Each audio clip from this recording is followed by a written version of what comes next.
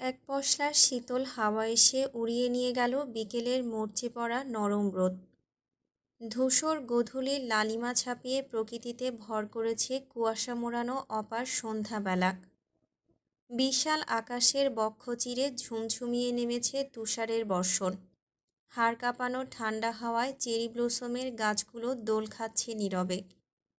নিরবচ্ছিন্ন পিচঢালা রাস্তার ঠিক মাঝখানে দাঁড়িয়ে আছে এরিস, যার চোখে মুখে জড়ো হয়েছে পাশবিক হিংস্রতা। কর্ধের তোড়ে মটমট করছে ধারালো চোয়াল। ধূসর বাদামি চোখ দুটোতে ঘনীভূত আগ্নেয়গিরির অগ্ন্যুৎপাত। তড়িৎ বেগে বুলেটটা ছুটে আসার সঙ্গে সঙ্গে ইস্যুকে বুকে চেপে ধরে এরিস। অকস্মাৎ ঘটনায় সচকিত হয়ে ওঠে ওর প্রতিটা ষষ্ঠ ইন্দ্রিয়। বুলেটের গতিপথে বাজপাখির মতো দৃষ্টি নিক্ষেপ করে মাত্রাতিরিক্ত রাগে থরথর করে কেঁপে ওঠে মাফিয়া বস। যেন রক্তিম চোখের তীক্ষ্ণ দৃষ্টি দিয়ে এক্ষুনি ছিঁড়ে বের করে নিয়ে আসবে আক্রমণকারীর অকুতোভয়ী হৃৎপিণ্ডটা। ভস্ম করে দেবে তার অস্ত্রধারিত কুটিল হাতের প্রতিটা শিরা উপশিরা। অথচ ওর পৈশাচিক মস্তিষ্ক জুড়ে ভলভলিয়ে বেড়ে ওঠা তীব্র কর্ধর হিংস্রতাকে ছাড়িয়ে যাচ্ছে কড়া পড়া হৃদয়ে বহমান মন্থর শিথিলতা। জীবনে প্রথমবার, ফর দ্য ফার্স্ট টাইম, এমন বেগতিক দোটানার সাক্ষী হয়েছে ব্লাডি বিস্ট খ্যাত হৃদয়হীন মাফিয়া বস। চোখের সামনে শত্রুদের মিছিল, অথচ এক তীক্ষ্ণ অনুভূতির জোয়ারে ভাসছে অন্তঃকরণ। তুলতুলে নরম শীর্ণকায় নারী শরীরের সংস্পর্শে স্তম্ভিত এরিস। যখন মনে পড়ে এই ধনুকের মতো বাঁকানো ছোট্ট নারীদেহের অধিকারিণী অন্য কেউ নয়, স্বয়ং নীলাম্বরী, তখনই থমকে যায় পৃথিবী। গতি হারায় হৃদস্পন্দন। ভেতরের দাবিয়ে রাখা সুপ্ত যন্ত্রণাগুলো মাথাচাড়া দিয়ে ওঠে অহর্নিশ। ভয়ের তোড়ে তিরতির করে কাঁপছে নাজুক মেয়েটার সমগ্র শরীর। অজান্তেই মুখ দাবিয়ে রেখেছে নিষ্ঠুর মাফিয়ার ইস্পাত কঠিন বক্ষ ভাঁজে। দুই হাতে খামচে ধরেছে পিঠের দিকের ওভারকোটটা। হাতে থাকা আইসক্রিমগুলো ছিটকে পড়ে গড়াগড়ি খাচ্ছে পায়ের কাছে। এরিসের শূন্য দৃষ্টিতে জমে আছে কর্ধের পাহাড়। হৃদয়ে তার অনুভূতির তুফান, অথচ অভিব্যক্তি অত্যন্ত স্বাভাবিক। ওভারকোট সরিয়ে দুই হাত গুজেছে পকেটের ভেতর। বুকের মাঝখানে ভ্যানিলার মতো লেপ্টে আছে নাজুক তুলতুলে মেয়েটা। এরিস না তো মেয়েটাকে শক্ত করে আঁকড়ে ধরছে বুকে, আর না তো নিজের থেকে সরিয়ে দিচ্ছে দূরে। কেবল বিনা বাক্যে পবিত্র মেয়েটার ভয়টুকুকে গুটিয়ে নিচ্ছে আলগোছে। তবে আক্রমণের পরে চারদিকের এমন নীরবতা, হঠাৎ করে পার্কের গেট বন্ধ হয়ে যাওয়া, সব কিছুই এরিসের ষষ্ঠ ইন্দ্রিয়তে দিয়ে যাচ্ছে আকস্মিক গেরিলা আক্রমণের নিদারুণ পূর্বাভাস। 2 মিনিট, মাত্র 2 মিনিটও ভাবনার সুযোগ পেল না এরিস। পরমুহূর্তেই চারিপাশ থেকে ছুটে আসে শটগানের একাধিক বজ্রধ্বনি। তৎক্ষণাৎ ঈশানীকে নিয়ে আইসক্রিম ভ্যানটার পেছনে গিয়ে দাঁড়ায় এরিস। এহেন নৃশংস অপ্রীতিকর পরিস্থিতিতে পড়ে মুখ চেপে ধরে হু হু করে কেঁদে ওঠে ভীত মেয়েটা। কোমরের খাস থেকে রিভলভার বের করে আড়াল থেকে শত্রুদের উদ্দেশ্যে কয়েক দফা গুলি ছুঁড়ে ইস্যুর দিকে ঘুরে তাকায় এরিস। গ্রীবা বাড়িয়ে ওর মুখের কাছে মুখ নিয়ে ঠোঁটের ডগায় আঙুল চেপে ধরে বলে, হুশ। হৃদয়হীন লোকটার কঠোর নির্দেশে থেমে যায় ইস্যু। কান্নার তোড় কমে এলে ঠোঁটে ঠোঁট চেপে হেঁচকি তোলে ক্রমশ। শত্রুদের মোকাবিলার মাঝেও আরেকবার নিষ্প্রভ দ্বিধাহীন নজরে ক্রন্দনরত মেয়েটার মুখাব্যয় পরখ করল এরিস। ল্যাম্পপোস্টের আবছা আলোয় দেখতে পেল ঠান্ডায় জমে যাওয়া রক্তিম হয়ে ওঠা একটা কান্নারত মুখ। ফোলা ফোলা অভিমানী নীল চোখ, পেঁজা তুলোর মতো বরফের আচ্ছাদনে ভরে ওঠা এলোমেলো সর্পিল চুল। প্রচণ্ড শীতে জুবুথুবু মেয়েটার শ্বাস প্রশ্বাস থেকে বেরিয়ে আসছে শ্বেতরঙা শীতল বাষ্প, যা দেখা মাত্রই নিজের পরনের ওভারকোটটা খুলে ওর দিকে বাড়িয়ে দেয় এরিস। চোখের সামনে ওভারকোট দেখতে পেয়ে ওর দিকে প্রশ্নসূচক দৃষ্টি নিক্ষেপ করে ঈশানী। এদিক ওদিক সচকিত দৃষ্টি ফেলে মেয়েটার চাহনি সম্পূর্ণ উপেক্ষা করে রাশভারী কঠোর আওয়াজে এরিস বলে, হারি আপ। ঈশানী বাকবিতণ্ডা করল না আর। ঠান্ডায় জমে আসছে হৃৎপিণ্ড, যার দরুন ভয়ে ভয়ে হাত বাড়িয়ে নিয়ে নিল উষ্ণ পোশাকটা। এরপর সেটাকে গায়ে চড়িয়ে স্বস্তির নিঃশ্বাস ছাড়ল আড়ালে। কোনো এক অযাচিত কারণবশত এক হাত দিয়ে ওর মাথার উপর হুডিটা টেনে দেয় ইরিশ। তাৎক্ষণিক বিকট আওয়াজে কেঁপে ওঠে পুরো ধরনী। অগ্নিশিখার পারদে দাউ দাউ করে জ্বলে ওঠে চেরি ব্লসমের সুন্দর বাগানটা। আচানক অগ্নিকাণ্ডে কানে হাত দিয়ে নিচে বসে পড়ে ঈশানী। দুনিয়ার হুঁশজ্ঞান হারিয়ে কেঁদে ওঠে হাউমাউ করে। অথচ এত কিছুর পরেও কোনোরূপ ভাবান্তর দেখা গেল না এরিসের মাঝে। ওর অভিব্যক্তি নিষ্প্রভ। কানে লাগানো ইয়ারপডটা সচল রেখে কাউকে জোর হুকুমে আদেশ করল সে, I want all of them in my basement. Be alert. একজনও যাতে পালাতে না পারে। এরিসের কথার পাছে ওপাশ থেকে কি প্রত্যুত্তর ভেসে এলো তার শোনা হলো না ইস্যুর। তার আগে ওর দৃষ্টিগোচর হলো একটা খড়খড়ে পুরুষালী হাত। আঙুল বেশ লম্বা, কালো রঙের ট্যাটু ব্যতীত অন্ধকারের মাঝেও গৌরবর্ণের শিরা উপশিরাগুলো স্পষ্ট দৃশ্যমান। হাতের সূত্র ধরে ফোপাতে ফোপাতে মুখ তুলে তাকাতেই দেখল নিষ্ঠুর লোকটার শূন্য অভিব্যক্তি। এবার হাত বাড়ানোর কারণটা ঠিক বোধগম্য হলো না ওর। তাই কুণ্ঠিত হয়ে মানুষটার অক্ষিপুটে চোখ মেলালো ফের। মেয়েটাকে বারবার ভয় পেতে দেখে আড়ালে তপ্তশ্বাস ছাড়ে এরিস। অস্ফুষ্টে বলে, কামন, আগুন ছড়িয়ে যেতে আর বাকি নেই বেশি। ভীত হরিণীর মতো শঙ্কায় জর্জরিত মেয়েটা আশ্বস্ত হতে পারল না খুব একটা। অগত্যা জড়ানো গলায় বলল, কি ছিল এটা? গ্রেনেড। হাতটা বাড়িয়ে রেখে গম্ভীর স্বরে জবাব দিল এরিস। তৎক্ষণাৎ আটকে উঠল ঈশানী। খেই হারিয়ে তড়িঘড়ি করে আঁকড়ে ধরল এরিসের বলিষ্ঠ খড়খড়ে হাতের আঙুল। উঠে দাঁড়িয়ে চারদিকের পরিস্থিতি পরখ করে ঠোঁট ভেঙে কেঁদে উঠে ভীষণ কষ্টে বলল, দাউ দাউ করে আগুন জ্বলছে। কি করে বের হব এখান থেকে? নাকি এখানেই? ক্রন্দনরত মেয়েটার মুখের দিকে একপল চাইল এরিস। ওকে আশ্বস্ত করে কিছু বলতে ইচ্ছে করছে, কিন্তু কিভাবে কাউকে কমফোর্ট ফিল করাতে হয়, কিভাবে সাবলীল কথায় সান্ত্বনা দিতে হয়, কোনো কিছুই জানা নেই হৃদয়হীন লোকটার। ওর জীবনে তো সাবলীল বলেই কোনো শব্দের অস্তিত্ব নেই। যা আছে তা কেবলই ধ্বংসযজ্ঞ পাপাচারে নিবিষ্ট এক অন্তহীন মরীচিকা। জীবন মরণ পরিস্থিতিতেও ওর ডিকশনারিতে একটাই বাক্য প্রচলিত সবসময়, নিষিদ্ধ দুনিয়ার মাফিয়া বস কখনো হেরে যায় না। জীবনের অন্তিম প্রহর ঘনিয়ে এলো জয় নিশ্চিত করে তবেই মৃত্যুকে আলিঙ্গন করে সে। এরিসের ভাবনার মাঝেই গতি হারালো ধ্বংসলীলা। আক্রমণ পাল্টা আক্রমণের তাণ্ডব থমথমে চারিপাশ। গুলির তীব্রতায় চোখের সামনে ঝাঁঝরা হয়ে গেল আইসক্রিম ভ্যানটা। গা ঢাকা দেওয়ার শেষ আশ্রয়টুকু এভাবে নস্যাৎ হয়ে যাওয়ায় আঁতকে ওঠে ঈশানী। ওকে টান মেরে বুকের একপাশে ফেলে দিয়ে অন্য হাতে সবেগে গুলি চালায় এরিস। পেছনের কয়েকজন দুর্বৃত্তকে পরপর মার্ডার করে ঈশানীকে নিয়ে দ্রুত হেঁটে পার্কের পেছনের এক্সিট ধরে সে। আগুনের কারণে রাস্তাটা ব্লক হয়ে আছে। পাশেই ভেন্টিলেটরের ছোট এক্সিট। আপাতত সেটাই গুলি করে উড়িয়ে দিল এরিস। অতপর ইস্যুর কোমর চেপে ধরে চোখ মুখ খিচে লাফ দিল সেখান থেকে। ওদিকে গোলাগুলি এখনও চলমান। পাইথন লিডারের সব কৌশলী গার্ডসগুলো উপস্থিত হয়েছে ইতিমধ্যে। ভারী অস্ত্রের ঝনঝন আওয়াজ আর রাইফেল থেকে বের হওয়া ঝাঁঝালো বারুদের গন্ধে ভরে উঠেছে জায়গাটা। ক্ষণে ক্ষণে ছোট বড় গ্রেনেডের বিস্ফোরণ বিকট আওয়াজ তুলে কানে তালা লাগিয়ে দিচ্ছে যেন। একের পর এক বীভৎস লাশ পড়ে যাচ্ছে চোখের পলকে। চারিদিকে রক্তের ছড়াছড়ি।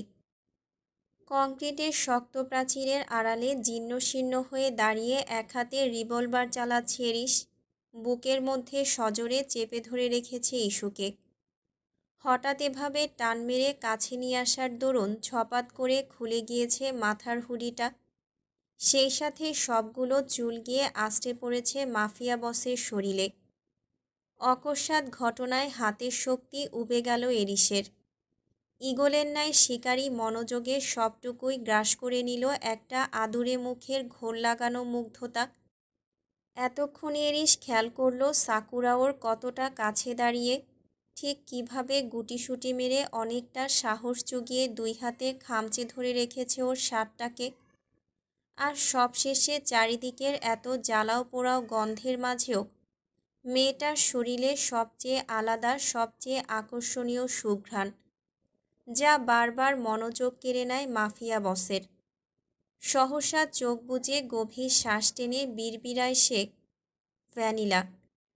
এতক্ষণ দিশেহারা হয়ে শত্রুদের দিকে দৃষ্টি স্থির করে রাখলেও এরিসের অকস্মাৎ থমকে যাওয়া দেখে চোখ ঘোরায় ইস্যু।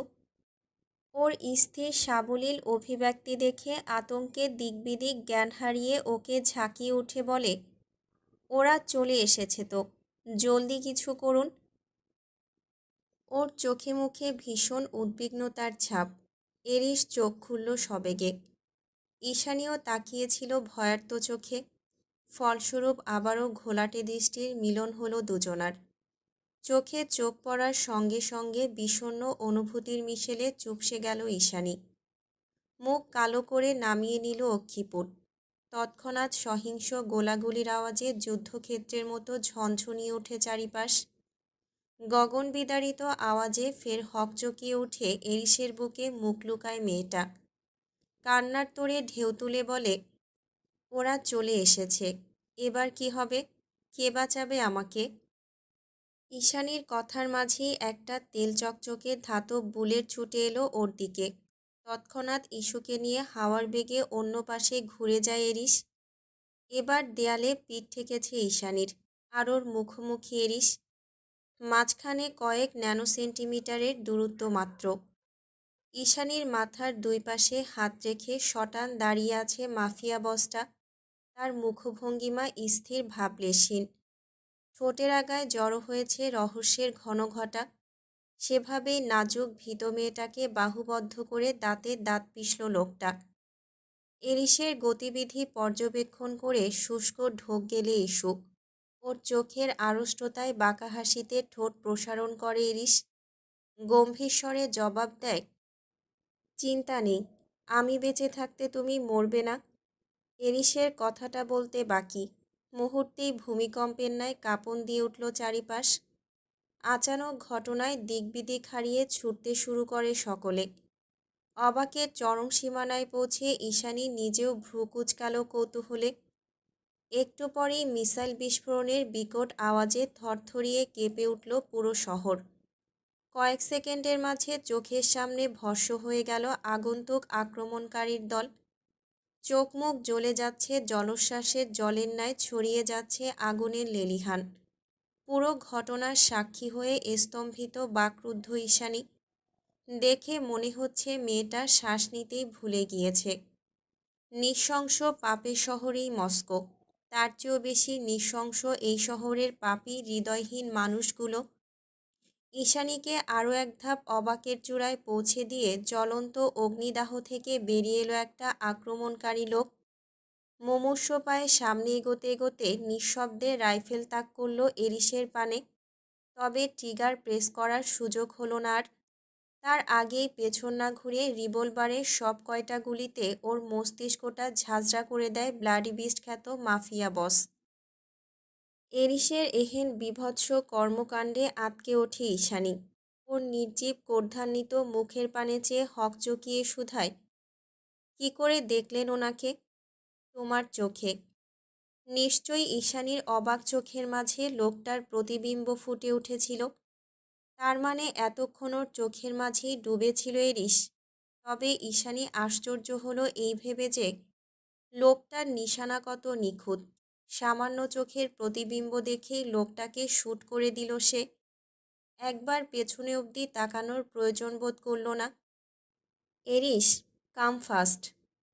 এত কিছুর মাঝে হুট করে তুষারের স্মিত কণ্ঠস্বরের আওয়াজে সম্বিত ফিরে পায় ঈশানী। চোখ ঘুরিয়ে দেখতে পায় স্পোর্টস কার নিয়ে দাঁড়িয়ে আছে সে। এরিস তৎক্ষণাৎ ইস্যুর হাতটা ধরে এগিয়ে যায় গাড়ির দিকে। দরজা খুলে কঠোর আদেশের স্বরে বলে, বসো। ঈশানী তাই করল। এগিয়ে গিয়ে গুটিসুটি মেরে বসল গাড়িতে। ও বসতেই ভেতরে গিয়ে নিঃশব্দে গিয়ার টানল এরিস। স্টিয়ারিং ঘোরাতে ঘোরাতে ধ্বংসযজ্ঞের ওই স্থান ত্যাগ করে চলে গেল অনেক দূরে। গাড়ির মাঝে পিনপতর নীরবতা। নিরিবিলি সুন্দর বিকেলে সবটুকু প্রচেষ্টা মাটিতে মিশে গিয়েছে। চেরি ব্লসমের স্নিগ্ধ গাছগুলো পরিণত হয়েছে দগ্ধ আবর্জনায়। সেসব ভাবলেই হিংস্রতার প্রভাবে চিরবিরিয়ে ওঠে এরিসের পৈশাচিক মস্তিষ্ক। ইচ্ছে করে এক্ষুনি গিয়ে সবকটার ছাই হয়ে যাওয়া মরদেহকে আবারও মেরে ফেলতে। কিন্তু এই মুহূর্তে সেটা সম্ভব নয়। না তো এই মুহূর্তে কারোর সঙ্গে সামনাসামনি লড়াই করার সুযোগ ছিল ওর। কারণ সারাটাক্ষণ ভয়ের চোটে ওর সঙ্গে লেপ্টে ছিল একটা স্নিগ্ধ চেরি ব্লসমের বাগান। পৃথিবীর সব চেরি ব্লসম পুড়ে ছাই হয়ে গেলেও এটাকে সুরক্ষিত রাখায় সর্বদা তৎপর এরিস ইউভান। খানিকক্ষণ সময় গড়ালে বিশাল রানওয়ের মাঝখানে এসে গাড়ি থামায় এরিস। অদূরে লাল নীল আলো জ্বালিয়ে প্লেন যাতায়াত করছে। খুব কাছেই এয়ারপোর্ট হয়তো, তবে এটা প্রাইভেট রানওয়ে। গাড়ির জানালায় উঁকি দিতেই ইস্যু দেখল সামনের হেলিপ্যাডে দাঁড়িয়ে আছে কালো রঙা একটা লাক্সারিয়াস হেলিকপ্টার। তার বিস্তৃত পাখাগুলো চলন্ত। কিন্তু এখানে এসে হঠাৎ গাড়ি থামানোর কারণ ধরতে পারল না মেয়েটা। অগত্যা ওর ভেতরে ভেতরে বইতে শুরু করলো সংশয়ের ঝোড়ো হাওয়া। নেমে এসো। গাড়ি থেকে নেমে ঈশানীকে সশব্দে আদেশ করল এরিস। মেয়েটা শঙ্কিত হলো। ও আসলে এরিসকে বিশ্বাস করে না মোটেই। এই নির্দয় লোকটা যখন তখন খারাপ কিছু ঘটিয়ে ফেলতে পারে, সেই ভয়ে তটস্থ ঈশানী। ফলস্বরূপ হাতের মাঝে হাত কসলাতে কসলাতে কুণ্ঠিত স্বরে বলল, নামবো মানে? কোথায় যাব? এটা তো পেন্ট হাউস নয়। সচরাচর কৈফিয়ত দেওয়ার অভ্যেস নেই এরিসের। তার উপর মেজাজটাও বিগড়ানো। সহসাই শক্ত কঠিন আওয়াজে বলল, নামতে বলেছি নামো। মুখের উপর প্রশ্ন ছোড়ার অভ্যেসটা বদলাও। এসব আমার একদম পছন্দ নয়। লোকটা এমনভাবে কথাটা বলল যেন নিজের বিয়ে করা বউকে মানিয়ে নিয়ে সংসারে অভ্যস্ত হওয়ার হুকুম করছে সে। ওদিকে এরিসের কথায় ক্ষিপ্ত হয়ে ওঠে ঈশানী। জোরপূর্বক তেজ দেখিয়ে ঝাঁঝালো স্বরে বলে, নামবো না, কিছুতেই নামবো না। আপনি নিশ্চয়ই আমাকে অন্য কোথাও বেচে দেবেন, তাই না? কেন এমন করছেন?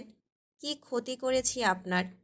নিজের আত্মসম্মান নিজের পবিত্রতা রক্ষা করার জন্য আর কত মিনতি করতে হবে আমায়? আপনার কি একটু দয়া নেই? কথা বলতে বলতে ঠোঁট ভেঙে কেঁদে ওঠে মেয়েটা। এরিসার জবাব দিল না কোনো। অকস্মাৎ গাড়ির দরজাটা খুলে হিংস্র শিকারীর ন্যায় একটানে ছোঁ মেরে কাঁধে তুলে নিল মেয়েটাকে। নিঃশব্দে ওর চিকন কোমরটা নিজের বলিষ্ঠ বাহুতে আঁকড়ে ধরে পা বাড়ালো হেলিপ্যাডের অভিমুখে। এরিসের কাণ্ডে হাত পা ছুটতে ছুটতে চেঁচাতে শুরু করে ঈশানী। সরু দুই হাতে মাফিয়া বসের সুঢল পৃষ্ঠদেশে একের পর এক কিলঘুষি দিতে দিতে শরীর কাঁপিয়ে কেঁদে ওঠে মেয়েটা। ওর কিলঘুষিগুলো মোমের ন্যায় পিছলে যায় মাফিয়া বসের শরীর থেকে। সে পাহাড়ের ন্যায় অটল, শুষ্ক বরফখণ্ডের ন্যায় নির্জীব তার মুখাব্যয়। অবশেষে নিজের অপারগতায় মিয়ে গিয়ে ক্লান্ত স্বরে মিনতি করে ক্রন্দনরত মেয়েটা, দয়া করে আমাকে ওই নোংরা জায়গাতে পাঠাবেন না অরণ্য। আমি সত্যিই ভেঙে যাব। এরিস জবাব দিল না কোনোরূপ। অতঃপর নিজে গিয়ে বসল ককপিটে। এরিসকে হেলিকপ্টার চালাতে আজ প্রথমবার দেখেনি ঈশানী, তাই অবাক হলো না খুব একটা। বরং অস্তিত্ব হারানোর শঙ্কায় গুটিয়ে গিয়ে অনর্গল চোখের জল বিসর্জন দিতে লাগলো নিঃশব্দে। ওকে এভাবে ফুপিয়ে কাঁদতে দেখে এতক্ষণে চোখ ঘোরালো এরিস। মস্তিষ্ক কিছুটা শিথিল হয়ে এলে গিয়ারে হাত রেখেই গমগমে আওয়াজে বলল, কাঁদছো কেন? কে মরেছে? ভ্রুর ভাঁজে তীক্ষ্ণ কুঞ্চনে বিরক্তিভাব সুস্পষ্ট। বোকা মেয়েটা চোখের পানি নাকের পানি একাকার করে অষ্টপুর চেপে ধরে ফোপাতে ফোপাতে বলে, আপনি আমায় কোথায় নিয়ে যাচ্ছেন? পেন্ট হাউসে। ছোট্ট করে জবাব দিল এরিস। অতপর এক হাতে টান মেরে মুখের মাস্কটা খুলে দীর্ঘশ্বাস ছেড়ে একাই বিড়বিড়ালো, ইট ওয়াজ এ ওর্স ট্রিক। এরিসের কথা শুনে স্তব্ধ হয়ে গেল ঈশানী। ক্রন্দনরত ঠোঁটজোড়া তার ফাঁক হয়ে গেল আপনা আপনি। তৎক্ষণাৎ ব্যগ্র হাতে চোখ মুছে আশ্চর্য কণ্ঠে শুধালো, আমরা পেন্ট হাউসে যাচ্ছি। কুয়াশার আড়ালে ঢাকা পড়েছে তারকারাজির দল। তুষারের আচ্ছাদনে কিঞ্চিত ঘোলাটে আকাশপথ। দুষ্কর পরিস্থিতিতে স্বয়ংক্রিয় মনোযোগটুকু গতিপথে নিবেশ করে নির্লিপ্তে হ্যাঁসূচক মাথা দোলায় এরিস। পরক্ষণেই প্রশ্নবাণ ছুড়ে কৌতূহলী মেয়েটা, তাহলে হেলিকপ্টারে কেন? প্রত্যুত্তরে এরিস বলে, জঙ্গলের রাস্তায় গুপ্তঘাতক রয়েছে। ইভেন ওরা তুষারকে অ্যাটাক করেছে। দীর্ঘশ্বাস ছাড়ে ঈশানী। রাতের ঘুমন্ত শহরের দিকে নিষ্প্রভ নয়নে তাকিয়ে বিষণ্ণ মুখে বলে, আজ আপনাদের সহিংসতার জন্য কতগুলো সাধারণ মানুষ প্রাণ হারিয়েছে। একবারও ভেবে দেখেছেন? Who cares? গম্ভীর স্বরে জবাব দিল এরিস। লোকটার হৃদয়হীন কথায় আত্মাটা কেঁপে ওঠে ঈশানীর। মস্তিষ্ক চিরবিড়ে ওঠে অযাচিত ক্ষুব্ধতায়। গলার স্বর খাদে নামিয়ে কিঞ্চিত তেতস্বরে ইস্যু বলে, ওগুলো মানুষ ছিল, কোনো কীটপতঙ্গ নয়। সরল মেয়েটার কথায় কোনোরূপ প্রত্যুত্তর করল না এরিস, এমনকি ঘুরেও তাকালো না এক পল। শুধু মনে মনে আওড়ালো, তোমাকে সুরক্ষিত রাখার প্রশ্ন উঠলে কয়েকটা সাধারণ মানুষ কেন, পুরো পৃথিবীর সঙ্গে যুদ্ধ বাঁধিয়ে দিতেও দ্বিধাবোধ করব না আমি? এরিসের মাঝে ভাবান্তর নেই কোনো। ধূসর বাদামি চোখজোড়া বরাবরের মতোই অনুভূতিহীন শূন্য। এমন কেউ কি পৃথিবীতে নেই যার জন্য এই চোখে অনুভূতির জোয়ার বয়ে যাবে? পাংশুটে চেহারাতে কিছুটা আবেগ জাগ্রত হবে, ভেবে পায় না ঈশানী। অগত্যা দীর্ঘশ্বাস ছেড়ে চোখ সরিয়ে নিল নির্দয় লোকটার দিক থেকে। তবে চোখ সরাতে গিয়ে ওর দৃষ্টি আটকাল এরিসের গলার কাছে নীল হয়ে যাওয়া ক্ষতস্থানে। ফর্সা কণ্ঠনালীতে দগদগে হয়ে যাওয়া বীভৎস ক্ষতটা চোখে লাগছে খুব। দেখে মনে হচ্ছে অনেক বেশি ব্যথা পেয়েছে, কিছুতে কামড়েছে মনে হয়। ক্ষতস্থানটা কিয়ৎক্ষণ পরখ করে রিনরিনে আওয়াজে আগ বাড়িয়ে শুধালো ঈশানী, আপনার গলায় কি হয়েছে? ঈশানীর কথায় ভ্রম কাটে এরিসের। এক হাতে গিয়ার চেপে ধরে অজ্ঞাত ভঙ্গিমায় অন্য হাতটা নিয়ে রাখে গলার ক্ষতস্থানে। কয়েক মুহূর্তে সেখানটায় নির্বিঘ্নে হাত বুলিয়ে তপ্তস্বরে জবাব দেয়, দেখতেই পাচ্ছ ব্যথা লেগেছে। দেখে মনে হচ্ছে বোজো কামড়েছে। মুখ ফসকে বাক্যটা বের হতে না হতেই ঈশ্বর পানে তীক্ষ্ণ দৃষ্টি নিক্ষেপ করে এরিস। এরিসের ধূসর চোখের গহ্বরে লুকায়িত কঠোর নিষেধাজ্ঞা, যা দেখে আবারও চুপসে গেল ঈশানী। শুষ্ক একটা ঢোক গিলে চোখ সরিয়ে নিল আড়ষ্টতায়। ভীত মেয়েটার পানে নিষ্প্রভ দৃষ্টি স্থির রেখে হাসকি স্বরে বলে ওঠে এরিস, মনে হচ্ছে কি হয়েছে সেটা জানার খুব আগ্রহ তোমার। তড়াক করে চোখ তুলে চাইল ঈশানী। এরিসের কথায় ঘোর অসম্মতি জানিয়ে বলল, মোটেই না। ক্ষতটা চোখে লাগছে, মলম লাগাননি, তাই জানতে চেয়েছি। ঈশ্বর দিক থেকে চোখ সরিয়ে ঠোঁট বাঁকিয়ে কিঞ্চিত হাসল এরিস। পরক্ষণেই ঠোঁটের হাসি মিলিয়ে গেল চিরাচরিত গাম্ভীর্যের আড়ালে। আকাশপথের গন্তব্য ধরে এগুতে এগুতে অস্ফুটে বলে উঠল এরিস, সব ক্ষতই পীড়াদায়ক নয়, কিছু কিছু ক্ষত সুখের চিহ্ন বহন করে। এটা বোধহয় তেমনই এক সুখকর ক্ষত, তাই মলম লাগানোর প্রয়োজন বোধ করিনি। এরিসের কথার মাথামুন্ডু বুঝতে না পেরে নিঃশব্দে ঠোঁট উল্টালো ঈশানী। অতপর দৃষ্টি বাড়িয়ে চাইল তুষারাচ্ছাদিত শ্বেতকায় জঙ্গলের পানে। নৈশব্দে বরফে ঢাকা পাতাবিহীন নিস্তব্ধ জঙ্গলটাকে মৃত লাগছে। তবুও সেদিকে চেয়ে স্বস্তির নিঃশ্বাস ছাড়ে ঈশানী। মনে মনে নিজেকেই নিজে আশ্বস্ত করে বলে, এতক্ষণে বোধহয় পেন্ট হাউসের কাছাকাছি চলে এসেছে হেলিকপ্টারটা। গভীর রাত, চারিদিকে কম্বল জড়ানো শীতল ঘুমের আয়োজন, ঝিঝি পোকার অহর্নিশ গুঞ্জনে মাথা ধরে আসার উপক্রম। সেই সন্ধ্যা থেকে লাউঞ্জে বসে অপেক্ষারত ফ্লোরা ঈশানীর চিন্তায় ধরে আছে মাথাটা। কিছুতেই ঘুম আসছে না। মাফিয়াদের নৃশংসতা সম্বন্ধে বেশ ভালোই ধারণা রয়েছে ফ্লোরার। সহসা চিন্তার প্লাবনে ভেসে যাচ্ছে মস্তিষ্ক। ঠিক এমন সময় ধীরগতিতে পা টেনে টেনে পেন্ট হাউসে প্রবেশ করে তুষার। ওকে আহত লাগছে। হাঁটুর কাছের অনেকটা জায়গা ধরে রক্তক্ষরণ হচ্ছে। চওড়া কপালের অবস্থা আরও বেগতিক। সেখানে আঘাতের নীলবর্ণ সুস্পষ্ট। বাম পাশের চোখটাও ফুলে ঢোল হয়ে আছে। অযাচিত পদচারণার শব্দে সচকিত হয়ে চোখ ঘোরায় ফ্লোরা। তখনই দেখতে পায় হিমালয়ের মতো শক্তপোক্ত মানবের ভঙ্গুর মুখাব্যয়। তুষারের এমন নাজেহাল অবস্থা দেখে হৃদয়টা ছ্যাদ করে ওঠে ফ্লোরার। তৎক্ষণাৎ ছুটে গিয়ে ওকে দুই হাতে সামলায় মেয়েটা। লম্বা চওড়া পেটানো শরীরের অধিকারী তুষারের এক বাহু আঁকড়ে ধরতেই বড্ড বেগ পোহাতে হলো শীর্ণকায় ফ্লোরার। তবুও মুমূর্ষ শরীরটাকে টেনে টুনে নিয়ে এসে বসালো কাউচে। শরীরের বিভিন্ন স্থান ক্ষতবিক্ষত হলেও ভেতরের তীর্যক মূর্তিমান সত্তার পরিবর্তন ঘটেনি মোটেও। আর্নাত হৃদয়ের কোণে জড়ো হয়েছে বিন্দু পরিমাণ শঙ্কা। তুষারকে আধশোয়া করে বসিয়ে দিয়ে ওর ঘাড়ের কাছে কুশন টেনে দিল ফ্লোরা। নিজ হাতে বুটগুলো খুলে একজোড়া স্বস্তিদায়ক স্লিপার এনে পরিয়ে দিল পায়ে। অতপর তাড়াহুড়ো করে কুসুম গরম পানি আর ফার্স্ট এড নিয়ে বসল তুষারের ক্ষত সারাতে। এই সবগুলো কাজ বিনা বাক্যে করে গেল ফ্লোরা। মুখ ফুটে একটা কথাও জিজ্ঞেস করল না তুষারকে। আর না তো একবারের জন্য চোখ তুলে চাইল ওর মুখের পানে। ফ্লোরার এহেন মন্থর নিশ্চুপ অভিব্যক্তি ভাবালো তুষারকে।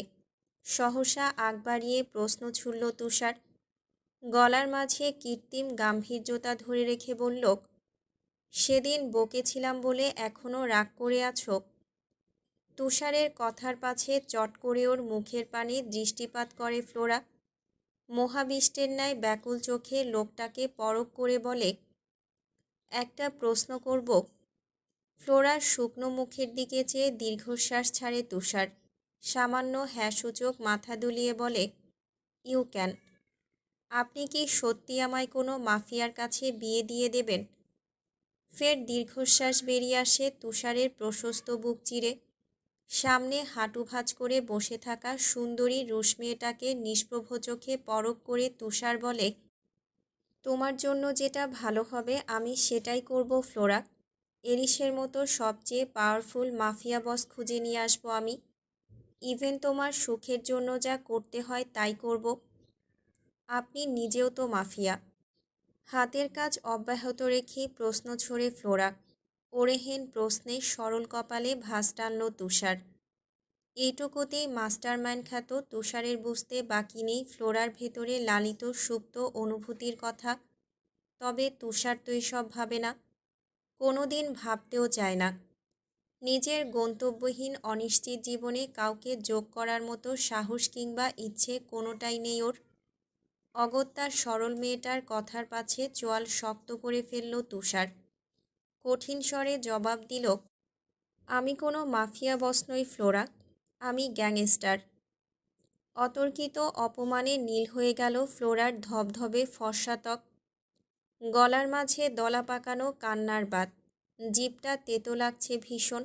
চাইলেও কথা বলার মতো আর শব্দ অবশিষ্ট নেই ওর দিশেহারা মস্তিষ্কে।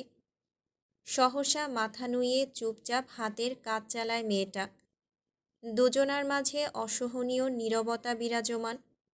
অনেকক্ষণ ধরে স্বাভাবিক থাকার চেষ্টা করেও ভেতরের অস্বস্তিটা কিছুতেই দমিয়ে রাখতে পারল না তুষার। অগত্যার ড্রেসিং করার মাঝপথেই উঠে দাঁড়ালো সে। ধীর কদমে ফ্লোরাকে ছাড়িয়ে সামনে এগুতে এগুতে নিরেট স্বরে বলল, অনেক রাত হয়েছে, গিয়ে ঘুমিয়ে পড়ো। ঈশানীকে নিয়ে চিন্তার কিছু নেই, ও ঠিক আছে। আরও একবার বক্ষপিঞ্জরে কিঞ্চিৎ সাহস সঞ্চার করে পেছন থেকে গলা উঁচিয়ে জিজ্ঞেস করল ফ্লোরা, আপনি কি কোনোদিন কাউকে ভালোবাসবেন না তুষার? আর বিয়েও করবেন না? না। থমকে দাঁড়িয়ে স্পষ্ট আওয়াজে জবাব দিল তুষার। হতবিহ্বল মেয়েটার দিকে না তাকিয়ে গমগমে আওয়াজে ফের বলে উঠল, মাফিয়ারা কখনো কাউকে ভালোবাসে না। যদিও বা মনের দ্বন্দ্বে হেরে গিয়ে বেসে ফেলে, তাও আগলে রাখতে পারে না। কে বলেছে পারে না? আমার মা বাবা তো ভালোবেসেই বিয়ে করেছিল। তুষারের যুক্তিতে ঘোর আপত্তি জানিয়ে প্রত্যুত্তর করল ফ্লোরা, তাদের শেষ পরিণতি নিশ্চয়ই তোমার অজানা নয়। তৎক্ষণাৎ সর্বশেষ আঘাত হেনে নাজুক মেয়েটাকে পুরোপুরি দাবিয়ে দিতে বিষাক্ত তীরের ফলার মতো বাক্য নিক্ষেপ করে তুষার। এরপর আর কণ্ঠনালী ভেদ করে কোনোরূপ শব্দ উচ্চারণ করার সাহস পেল না ফ্লোরা। ভাঙা মনের সুপ্ত ব্যথাগুলো আলগোছে লুকিয়ে বিনা বাক্যে যেতে দিল তুষারকে। সত্যিই তো, অনিশ্চিত মরীচিকার মতো অন্ধকার জীবনের পিছুটান হটিয়ে রংধনুর মতো প্রণয়ের প্লাবনে গা ভাসানো কি এতটাই সহজ? তুষারাবৃত বিস্তর শ্বেতরঙা হাইওয়ে, জঙ্গলের সীমানা ছাড়িয়ে যতদূর চোখ যায় ততদূর অবধি ভয়াল রাত্রির তমসাচ্ছন্ন গর্জন। বরফের ঝাঁজ মিশ্রিত বৈরী হাওয়ায় হিমশীতল চারিদিক। বছরের এই সময়ে শহরগুলো হয়ে পড়ে কিছুটা জনমানব শূন্য আর ফাঁকা। নিগুড় হাড় কাঁপানো ঠান্ডায় ভর করে সন্ধ্যাক্ষণে বাড়ির দ্বার টানে সকলে। অতপর এন্টিকের জানালাগুলো বন্ধ করে। ঘরের মাঝে ফায়ারপ্লেস জ্বালিয়ে একটু একটু করে হাত লাগায় টুকটাক ইনডোর ডেকোরেশনে। সেই সাথে অধীর অপেক্ষায় দিন গুনতে শুরু করে বছরের সবচেয়ে বড় উৎসব ক্রিসমাসের।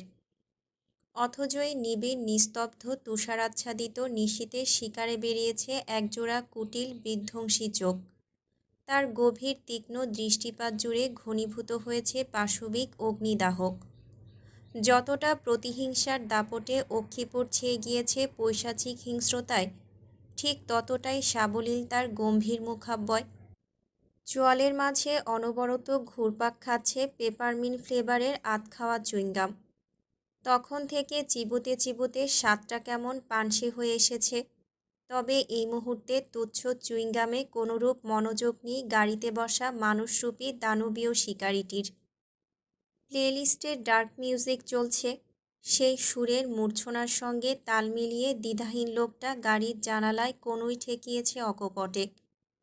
অন্য হাত স্টিয়ারিংয়ে বজায় রেখে স্পিডোমিটারে ১০০-র ঊর্ধ্বে গতি তুলে হায়নার মতো তাড়া করে বেড়াচ্ছে সামনে ছুটে চলা ব্ল্যাক মার্সিডিসটাকে। একজন অতর্কিতে হন্য হয়ে ছুটছে, আরেকজন নৈশব্দে ঠান্ডা মাথায় তাড়া করে বেড়াচ্ছে তাকে। এভাবেই হাওয়ার বেগে অতিক্রম হচ্ছে মাইলের পর মাইল। চোখের পলকে এক এক করে পেরিয়ে যাচ্ছে হাইওয়ে, কখনো সূক্ষ্ম ওভারটেক তো কখনো সরাসরি ইউটার্ন। এভাবেই চলে যাচ্ছে ঘণ্টাখানিকের এই চোর পুলিশ কাহিনী। তাও কিছুতেই ধরাশায়ী হচ্ছে না গতিহীন ব্ল্যাক মার্সিডিসটা। ভেতরে যে কোনো এক সুদক্ষ কার রেসার বসে নেই তার গ্যারান্টি কোথায়? তবে পেছন থেকে ছুটে আসা বিএমডাব্লিউর মালিকও যে এত সহজে ছাড়বে না তার শিকারকে, সেটা এতক্ষণে সুস্পষ্ট। প্রায় ২ ঘন্টার চলমান স্নায়ু সহিংসতার ইতি টেনে অকস্মাৎ গতি হারায় ব্ল্যাক মার্সিডিস। রং সাইড থেকে আগত লরির ধাক্কায় মাত্রাহীন চলন্ত গাড়িটা কয়েক হাত দূরে ছিটকে গিয়ে উল্টে পড়ে মাঝ রাস্তায়। চোখের সামনে দুমড়ে মুচড়ে একাকার হয়ে যায় ব্র্যান্ডেড নিউ গাড়িটা। পেছনে এখনও বিএমডাব্লিউর শটান অবস্থান। মনে হচ্ছে গাড়ির ভেতরের মানুষটাকে পুরোপুরি নিঃশেষ না করে এক পাও এগোবে না সে। কামন, রাত শেষ হয়ে যাচ্ছে।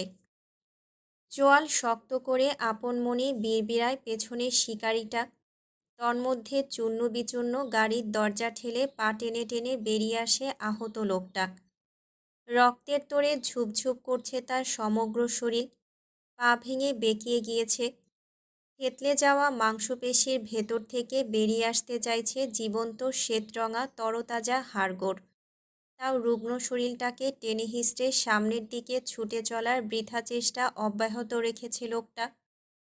যদিও তার সমস্ত শরীর জুড়ে ভর করেছে ভয়াবহ রুগ্নতা, তবে ল্যাম্পপোস্টের নিয়ন আলোক শিখায় স্পষ্ট তার বিধ্বস্ত মুখাব্যয়। লোকটা অন্য কেউ নয়, ড্যানিয়েলের একমাত্র বিশ্বস্ত স্পাই এডওয়ার্ড ফ্রাঙ্কি, যে এই মুহূর্তে আসন্ন মৃত্যুকে মাথায় নিয়ে ছুটছে দিকবিদিক। তবে পেছনের গাড়িতে অবস্থানরত মানুষরূপী পিচাসটার বোধহয় কিঞ্চিত দয়া অনুভব হলো না তার প্রতি। উল্টো নির্জীব হয়ে পড়া ক্রোধান্বিত সত্তাটাকে পুনরায় জাগ্রত করে দাঁতে দাঁত চাপে সে। তৎক্ষণাৎ গিয়ার টেনে গাড়ি স্টার্ট দেয় সবেগে। গতিপথ একই, তবে গাড়ি এখন দ্বিগুণ তালে ছুটছে। যতটা দ্রুত এগিয়ে গেলে মানুষের পলক ফেলার সময়টুকু অবশিষ্ট থাকে না, ঠিক ততটা দ্রুত স্পিড বাড়িয়ে আলো আঁধারির মাঝেই ফ্রাঙ্কির মুমূর্ষু দেহটাকে রাস্তায় পিষে দিয়ে গেল এক নিমিষে। অতপর গাড়ি ঘুরিয়ে ফের পিছিয়ে এসে একাধিক চাকার ঘর্ষণে ছিন্ন ভিন্ন করে রাস্তার পিচের সঙ্গে মিশিয়ে দিতে লাগল ফ্রাঙ্কির অর্ধমৃত দেহাবশেষ। যতক্ষণ পর্যন্ত গাড়ির নিচে শক্ত কিছু অনুভব হয়েছিল, ঠিক ততক্ষণই চাকার সঙ্গে দেহটাকে জ্যান্ত পিষেছিল লোকটা। ছিন্ন ভিন্ন দেহটা থেকে ফিনকি দিয়ে বেরিয়ে আসা রক্তের স্রোতে ভরে উঠেছিল বিএমডাব্লিউর সমস্ত জানালাগুলো। গাড়িটাকে দেখে মনে হচ্ছিল হ্যালোউইনের কোনো জলজ্যান্ত কস্টিউম, যার ভেতরে স্বয়ং অবস্থানরত ভয়ঙ্কর কদাচিৎ এক ডেভিল কিং। চোখ দুটো ঘুমন্ত হায়নার মতো নেতিয়ে থাকলেও চারিপাশের তাজা রক্তের উৎকট গন্ধে অচিরেই তৃপ্তিতে ঠোঁট প্রসারিত হলো তার। ড্রাগন হান্টার গ্রুপের মূল ভাবনাটা আজ ভয়াবহ নিস্তব্ধতায় একীভূত। নিভৃত মৃত্যুপুরীর মতোই চারদিক থমথমে। সবসময় যান্ত্রিক মানবের ন্যায় দায়িত্বরত গার্ডসগুলো আজ অত্যাধিক শঙ্কায় জর্জরিত। কোনো এক অযাচিত কারণবশত তারাও আজ চিন্তিত। ভয়ের ক্লেশে শুকিয়ে আছে প্রত্যেকের অন্তরাত্মা। মাত্রাতিরিক্ত শীতল আবহাওয়ার মাঝেও ঘামে জুবুথুবু শরীরে জড়ানো বিশেষ কালো পোশাক, হাতের মাঝে চেপে ধরে রাখা শটগানগুলোর অজ্ঞাত কম্পন আজ বেগতিক। এরই মাঝে বক্ষগহ্বরে জমে থাকা আতঙ্কিত রুহুটাকে আচানক কণ্ঠনালীতে ঠেলে দিয়ে আগমন ঘটে ড্যানিয়েল এবং তার ব্যক্তিগত ফরেনসিক টিমের। পরনে কালো স্যুট, হাতের মাঝে জ্বলজ্বল করছে ধারালো চাপাতি, যা দেখা মাত্রই চিরাচরিত স্থির দাঁড়িয়ে থাকা রোবোটিক গার্ডসগুলো আজ ভয়ের তোড়ে নড়ে চড়ে ওঠে কিছুটা। ড্যানিয়েলের গম্ভীর চোখে দাউ দাউ করছে প্রতিহিংসার লেলিহান। লবিতে ঢুকে ডানে বামে কোনোরূপ অতর্কিত দৃষ্টিপাত না করেই লম্বা পা ফেলে হনহনিয়ে ঢুকে গেল ভেতরের সিক্রেট কামরায়। দরজা ঠেলে ভেতরে প্রবেশ করা মাত্রই ভলভলিয়ে নাকে এসে হানা দেয় মৃত লাশ থেকে নির্গত এক বিদঘুটে দুর্গন্ধ। গম্ভীর মুখে ভাঁজ পড়ে ড্যানিয়েলের। এহেন বেগতিক দুর্গন্ধে টিকতে না পেরে সকলে নাকের ডগায় রুমাল চাপলেও ড্যানিয়েল নিরুদ্বেগ যেন। সে সামনের দিকে চেয়ে আছে একদৃষ্টে। মাথার উপর বিস্তৃত সিলিং, তাতে একে একে উল্টো হয়ে ঝুলে আছে ড্যানিয়েলের দূরদর্শী বিচক্ষণ সব স্পাইদের মরদেহ। প্রত্যেকের চেহারা বিভৎস, দেখেই বোঝা যাচ্ছে ভয়াবহ ট্র্যাজেডিক মৃত্যু দেওয়া হয়েছে তাদের। জংলি হায়নার মতোই একে একে শিকার করা হয়েছে প্রত্যেককে। মৃত্যুর ধরনও অনেকটা কাছাকাছি, মনে হচ্ছে সবগুলোই একজনের কাজ। মরা লাশগুলোকে নিষ্প্রভ নয়নে পরখ করতে করতে এক পর্যায়ে ড্যানিয়েলের দৃষ্টি আটকাল পেছনে ঝুলে থাকা সবচেয়ে নিকৃষ্ট লাশটার পানে। মুখ চেনার উপায় নেই, চোখ দুটো কোটরে নেই, শরীরের প্রতিটা অঙ্গ প্রত্যঙ্গ থেকে শুরু করে মাথার খুলিটা ভেঙে চুরে তরতাজা মগজ পর্যন্ত দৃশ্যমান। ধীর কদমে ড্যানিয়েল এগিয়ে গেল বিভৎস মৃতদেহটার দিকে। বিষণ্ণ মুখাবয়ে প্রতিহিংসার দাপট খেই হারিয়েছে কিছুটা। বেজার মুখে নিজের বলিষ্ঠ খড়খড়ে হাতটা আস্তে করে ওই চূর্ণ বিচূর্ণ মগজের উপর রাখল ড্যানিয়েল।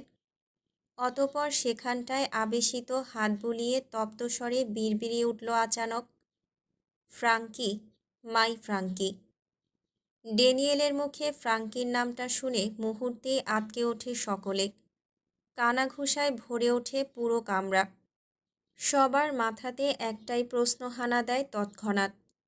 ফ্রাঙ্কির মতো এমন বিচক্ষণ দূরদর্শী ট্রেনিংপ্রাপ্ত গুপ্তচরকে কে দিল এমন ভয়াবহ নৃশংস মৃত্যু? তবে সকলের ভাবনার ছেদ ঘটে ড্যানিয়েলের অকস্মাৎ গর্জনে। কে করেছে এটা? কে করেছে? সঙ্গে সঙ্গে মুখে তালা লাগিয়ে ভয়ে গুটিসুটি মেরে গেল সকলে। উদ্ভ্রান্তের মতো এদিক ওদিক দৃষ্টি ঘোরায় ড্যানিয়েল। ফ্রাঙ্কিকে হারিয়ে পাগল প্রায় সে। এমন সময় লাশের শরীর থেকে খসে পড়ে ছোট্ট একটা চিরকুট।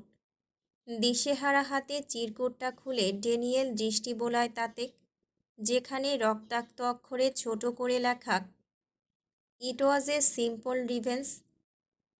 চিরকুটে দৃষ্টি বোলানোর পরপরই পুরো ভবন কাঁপিয়ে গর্জে ওঠে ড্যানিয়েল।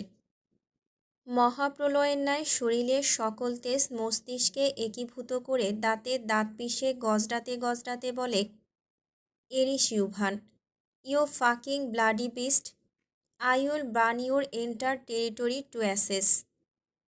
অতর্কিতে কাঁপছে ড্যানিয়েল। রাগের তোড়ে থরথর করছে তার শক্ত চিবুক। চক্ষু গহ্বরের অগ্নিস্ফুলিঙ্গের দাবদাহে যে কারোর বিনাশ আসন্ন। ঠিক এমন সময় উদ্ভ্রান্ত কদম ফেলে ঠাস করে দরজায় ধাক্কা মেরে ভেতরে প্রবেশ করে একটা গার্ড। লোকটার অকস্মাৎ আগমনে একযোগে পেছনে ঘুরল সকলে। ভেতরে ভেতরে উদ্বিগ্নতার ছাপ, কণ্ঠনালী শুকিয়ে কাঠ। তার উপর বেগতিক শ্বাস প্রশ্বাসে হাঁপড়ের মতো ওঠানামা করছে রুগ্ন বক্ষপিঞ্জর। লোকটার এহেন উদ্ভ্রান্ত ভঙ্গিমায় ভ্রু কুঁচকাল ড্যানিয়েল। গমগমে আওয়াজে বলল, হাউ ডেয়ার ইউ। ড্যানিয়েলের কথা সম্পূর্ণ হওয়ার আগেই লোকটা হাঁপাতে হাঁপাতে বলল, এরিস ইউভান নয়, ওটা তুষার জাওয়াত ছিল। হলি শিট। এবার যেন সকলের চোয়াল ঝুলে পড়ার উপক্রম। রুমে উপস্থিত সকলে লোকটার দিকে অবিশ্বাস্য কুটিল নজরে তাকিয়ে থাকলেও অজ্ঞাতস্বরে ড্যানিয়েল বলে ওঠে, কি বলতে চাইছ? এবার আর মুখ খুলে প্রত্যুত্তর করে না লোকটা, বরং ধীরে সুস্থে আঙুল তাক করে ফ্রাঙ্কির ছিন্ন ভিন্ন দেহাবশেষের দিকে। এতক্ষণ খেয়াল না করলেও গার্ডটার আঙুলের ইশারা অনুসরণ করে সেদিকে সচকিত দৃষ্টি নিক্ষেপ করে ড্যানিয়েল। গভীর চাহনি মেলে তাকাতেই দেখতে পায় ওর শরীরের অবশিষ্ট চামড়ায় ব্লেড দিয়ে খোদাই করে রুশ ভাষায় লেখা রয়েছে কিছু একটা, যার অর্থ দাঁড়ায় এই যে, এরিস ইউভানের পেছনের কাঁটাগুলো ঠিক এভাবেই নিঃশব্দে উপড়ে ফেলি আমি। ব্যাস, এইটুকুই। পরপরই দ্বিতীয়বারের মতো হতচকিত হয়ে গগন কাঁপিয়ে গর্জন করে ওঠে গডফাদার ড্যানিয়েল। দক্ষিণের কাচের দেয়ালের কয়েকটা উইন্ডো খোলা পড়ে আছে। অদূরের রাস্তায় গাড়িতে ঠেস দিয়ে দাঁড়িয়ে এতক্ষণ ধরে দূরবীনের সাহায্যে ড্যানিয়েলের কার্যক্রম পর্যবেক্ষণ করছিল তুষার। যেই মুহূর্তে গডফাদারটা গলা ফাটিয়ে চিৎকার দিয়ে উঠল, সেই মুহূর্তেই সামনে থেকে দূরবীনটা সরিয়ে চোখে সানগ্লাস জড়ালো সে। অতঃপর পেছনে ঘুরে দরজা ঠেলে গাড়িতে প্রবেশ করতে করতে হাত বাড়িয়ে রিমোটে প্রেস করে চোখের পলকে জ্বালিয়ে দিল বহুতল ভবনটা। গাড়ি চলতে শুরু করেছে আপন গতিতে। ড্রাইভার ড্রাইভ করছে। প্যাসেঞ্জার সিটে গা এলিয়ে দিয়ে গাড়িময় ইলেকট্রনিক সিগারেটের ধোঁয়ার কুণ্ডলি ছড়াচ্ছে তুষার। পেছনে দাউ দাউ করে জ্বলছে বিলাসবহুল কালো টাকার বহর। গাড়িতে পিনপতন নীরবতা। এক পর্যায়ে অসহনীয় নীরবতা ভেঙে ড্রাইভার লোকটা বলে ওঠে, এরিস বসের অনুমতি ব্যতীত ড্রাগন হান্টারকে মেরে দিলেন। কই মাছের প্রাণর, এত সহজে মরবে না, তুমি সামনে এগো। কথা শেষ করে ফের ব্যাকসিটে গা এলিয়ে দিয়ে নিঃশব্দে চোখ বুজে তুষার। ভোরের আভা ফুটেছে বহুক্ষণ। বাল্ববিহীন রুমটাও দিবালোকে আলোকিত। সকালের দিকে কমে এসেছে তুষারপাত। বিস্তার কুয়াশার চাদর ভেদ করে সবেগে উঁকি দিয়েছে সূর্যের নরম রোশনাই। তাও শিশির জমে ভিজে আছে কাচের দেয়াল। বাইরে থেকে এসে সরাসরি অফিস রুমে প্রবেশ করেছে তুষার। কিন্তু আশ্চর্য, এরিস নেই এখানে। ব্যগ্র দৃষ্টি ফেলে চারিদিকে একপল চোখ বুলিয়ে দীর্ঘশ্বাস ছাড়ে সে। অতঃপর নিঃশব্দে বেরিয়ে যাওয়ার জন্য পা বাড়ালে ওপাশ থেকে কর্ণগোচর হয় এরিসের রাশভারী কণ্ঠস্বর। ফিরে যাচ্ছ যে? ফের ঘুরে তাকালো তুষার। 2 পা এগিয়ে গিয়ে কনফারেন্স রুমে উঁকি দিতেই দৃশ্যগত হলো এরিসের চওড়া পৃষ্ঠদেশ, লম্বা ঘাড়ে জুৎসই করে কাটা সিল্কের মতো ঝরঝরে কালো চুল, মাফিয়া বসের জন্য বরাদ্দকৃত স্বর্ণাক্ষরে পাইথন সিলমোহর খোদাই করা বিশেষ কাউচ চেয়ারটাতে গা ছড়িয়ে বসে আছে এরিস। তার পা দুটো সামনের কনফারেন্স টেবিলের উপর আড়াআড়ি ভঙ্গিমায় মৃদু তালে দোল খাচ্ছে নির্বিঘ্নে। চোখের সামনে খোলা ম্যাকবুক, তাতে একটা ঘাসের ওয়ালপেপার ছাড়া আর কিছুই দেখা যাচ্ছে না আপাতত। পরনে এখনও ব্ল্যাক ভেলভেট স্যুট, এক হাতের খাজে আটকে আছে রিভলভার, অন্য হাতে জ্বলন্ত সিগারেট আর ওয়াইনের গ্লাস দুটোই। সব মিলিয়ে ভীষণ এলোমেলো লাগছে এরিসকে। তুষার নিজেও এই বারুদের মতো জ্বলন্ত দানবীয় সত্তার লোকটাকে এতটা এলোমেলো দেখেনি কখনোই। তুষারের জানা মতে এরিস একটা যান্ত্রিক হৃদয়হীন জানোয়ারের চেয়ে কম কিছু নয়। তাহলে একটা জানোয়ার এতটা উদাসীন হয়ে বসে থাকতে পারে কিভাবে? কী বা চলছে তার পৈশাচিক মস্তিষ্কে? তখন থেকে পিনপতন নীরবতায় ছেয়ে আছে চারিপাশ। ধীর কদমে সামনে এগুতে এগুতে নীরবতা ভাঙল তুষার। দ্বিধাহীন কণ্ঠে জিজ্ঞেস করল, সকাল সকাল রেড ওয়াইন নিয়ে বসেছেন, ইজেন্ট ইট টু মাচ? আমার দুনিয়ায় সকাল বলে কিছু নেই তুষার। প্রতিটা মিনিট, প্রতিটা সেকেন্ড, প্রতিটা মুহূর্তই রাতের মতো কালো। রুক্ষস্বরে জবাব দিল এরিস। তুষার প্রত্যুত্তর করল না আর। বিনা বাক্যে এগিয়ে গেল সম্মুখে। এরিসের নিকট আসতে না আসতেই ওর চোখের সামনে ভেসে ওঠে আরেক বীভৎস দৃশ্যপট। এরিসের পায়ের কাছে উপুড় হয়ে আছে একটা নিথর শরীর, যার গরম রক্তস্রোতে চারিপাশ বর্ণালী। কুটকুটে কালো দেয়ালে ছড়িয়ে ছিটিয়ে রয়েছে তাজা রক্তের রঞ্চিত লালিমা, যেন কালোর উপর লালের মিশ্রণে শৈল্পিক কোনো আবহ চিত্রকর্ম। হতচকিত দৃষ্টি মেলে সামনের দিকে একবার, তো এরিসের ভাবলেশহীন মুখের দিকে একবার চাওয়াচাই করল তুষার। পরক্ষণেই পায়ের কাছে পড়ে থাকা নিথর লাশটাকে তীক্ষ্ণ চোখে পরখ করে দাঁতে দাঁত পিষল সে। থমথমে মুখাবয়বে বিন্দুমাত্র পরিবর্তন না এনেই বিরক্তির স্বরে এরিসকে শুধালো, ওকে হঠাৎ মেরেছেন কেন? হাতের ট্যাটু দেখে তো মনে হচ্ছে টমেটো প্রিন্সের লোক। ডিল পছন্দ হয়নি তাই। এর বেশি জিজ্ঞেস করো না, উত্তর পাবে না। এরিসের প্রত্যুত্তরে দীর্ঘশ্বাস ছাড়ে তুষার। মাফিয়া বসের এই উদ্ভ্রান্ত কার্যকলাপগুলো আজকাল সত্যিই বেশ ভাবায় ওকে। Is he become a psychopath or something? একা একাই বিড়বিড়ায় তুষার। তবে ওর ভাবনার সুতো ছিঁড়ে যায়। ওপাশ থেকে আগত এরিসের অযাচিত প্রশ্নবাণে, কাজটা তুমি করেছ, তাই না? সম্বিত ফিরে পায় তুষার। যদিও ওর অকুতোভয় কলিজাটা বড্ড বেশিই বেপরোয়া, তবে এরিসের নিকট বরাবরই ধরাশায়ী সে। সবচেয়ে বিশ্বস্ত সহচর ঠিক যেমন করে মনিবের সামনে নতজানু হয়ে, তুষারও তার ব্যতিক্রম নয়। নিজের বুক চিতিয়ে হলেও এরিস ইউভানের টেরিটরি রক্ষায় সর্বদা তৎপর তুষার। ফলস্বরূপ বছর দশেকের পরিক্রমায় আজ এরিস ইউভানের ডান হাত সে। তুষারের থেকেও প্রতিশোধের স্পৃহায় কয়েক ধাপ এগিয়ে এরিস। সহজ ভাষায় বলা যায়, অভিনব উপায়ে খুন করার কৌশলগুলো এরিসের কাছ থেকেই শেখা ওর। ওর জন্যই বোধহয় খুনের ধরনটা খুব বেশি পরিচিত ঠেকেছে এরিসের নিকট। সে যাই হোক, আপাতত জটিল প্রশ্নের সম্মুখীন তুষার। ওর নিশ্চুপ অভিব্যক্তি যা বোঝার বুঝিয়ে দিল এরিসকে। সহসা আরেক দফা প্রশ্ন ছুড়ে মাফিয়া বস, ব্লাড ডায়মন্ড যে এখনও আমাদের হাতে এসে পৌঁছায়নি সেটা ভুলে গেলে? আর তার চেয়েও বড় কথা, মাঝপথে থমকে গেল এরিস। নিগুড় ভাবনায় ঠোঁট কামড়ে ধরল অকস্মাৎ। এরিস থেমে যাওয়াতে সন্দিহান কণ্ঠে জিজ্ঞেস করে তুষার, তার চেয়েও বড় কথা কি এরিস? তুষারের প্রশ্নের জবাব দিল না এরিস। কিয়ৎক্ষণ ভেবে তপ্তশ্বাস ছাড়ল নীরবে। অতপর নির্জীব যান্ত্রিক ভঙ্গিমায় আদেশ করল তুষারকে, মেয়েটাকে মুক্ত করে দাও। সরল কপাল বেঁকে গেল তুষারের। দ্বিগুণ উদ্বেগে পুনরায় তরতরিয়ে জিজ্ঞেস করল সে, আপনি কি কোনোভাবে মিস ব্লু আইট অ্যাঞ্জেল, বাঙালি মেয়েটার কথা বলছেন? নৈশব্দে হ্যাঁসূচক মাথা নাড়ায় এরিস। পরপরই বলে ওঠে, প্রাইভেট জেট রেডি করতে বলো। অ্যাজ সুন অ্যাজ পসিবল ওকে বিডিতে পৌঁছে দিয়ে এসো। সহসা মুখাব্যয় থমথমে রূপ ধারণ করল তুষারের। ও বোধহয় খুব করে চেয়েছিল এটা না হোক।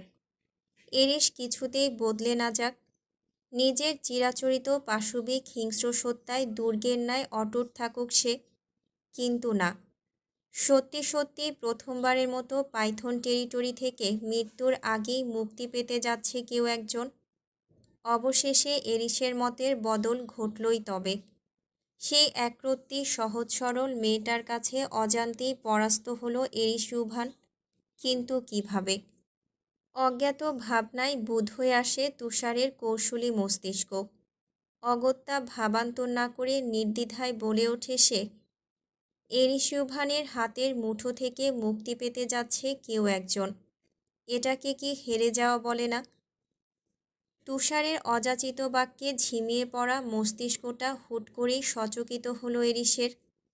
হেরে যাওয়া শব্দটা বড্ড বেশি বেমানান মাফিয়া বসের সঙ্গে, বড্ড বাজে লাগে শুনতে। একরোখা জিদ্দি সত্তাটা ভেতর ভেতর চিরবিরিয়ে ওঠে প্রতিহিংসার অনলে। অথচ এই মুহূর্তে এই বাজে শব্দটা গভীর ভাবনায় ডোবালো এরিসকে। ষষ্ঠ ইন্দ্রিয় ছাপিয়ে মানসপটে ভাসমান হলো একটা তুলতুলে আদুরে মুখ। সমুদ্র জলরাশির ন্যায় একজোড়া অপার্থিব গভীর নীল চোখ, যার পুরোটা জুড়ে ঘিরে আছে পবিত্রতার মহাপ্রাচীর। না চাইতো ভেতরের অকুতোভয়ী পাপী সত্তাটা বারবার হাত বাড়ায় সেদিকে। ওদিকে ধ্বংস অবধারিত যেন পবিত্রতায় মিলেমিশে একীভূত হতে চায় ভেতরের বেপরোয়া বিধ্বংসী কলুষিত হৃদয়টা। মেয়েটার কথা ভাবলেই মরীচিকার মাঝে বিলীন হয়ে যাওয়ার সুপ্ত অনুভূতি আজও গুপ্তঘাতক হয়ে জ্বালিয়ে দেয় এরিসের অন্তঃকরণ। এরিস জানে এটা কিছুতেই সম্ভব নয়। একটা অত্যাচারীর চোখে নিজের জন্য এই অনুভূতিটুকু আবিষ্কার করলে নিশ্চয়ই সেটা ঝিল ধরা অঙ্গারের মতোই নীরবে পোড়াবে ঈশানীকে। তবুও সব কিছুর ঊর্ধ্বে গিয়ে মেয়েটাকে এখানে এই পেন্ট হাউসে অর্থাৎ নিজের কালো দুনিয়ায় সারা জীবন রেখে দিতে পারে এরিস। তথাপি কোনো দিন মুখে প্রকাশ না করেও চোখের তৃষ্ণাটুকু অন্তত মেটানো যেত আড়ালে। কিন্তু সেদিন রাতে নেশায় বুঁদ হয়ে ঈশানীর বলা ওই অসহায় কথাগুলো আজকাল বড্ড পোড়ায় এরিসকে। কর্ণকুহর ছাপিয়ে ভেতরের মানব সত্তাটাকে ঝোড়ো হাওয়ার মতো নাড়িয়ে দেয় নীলাম্বরীর আহত গলার সুর। দিনরাত সারাক্ষণ কানের মাঝে ঝংকার তোলে ওই ক্রন্দনরত বাক্যগুলো, আপনি আমায় নিয়ে যেতে পারবেন বাড়িতে? আমি সত্যি এখান থেকে মুক্তি চাই। ঘৃণা করি এরিসকে, ভয় পাই ওকে। বলুন না, এখান থেকে নিয়ে যাবেন তো আমায়?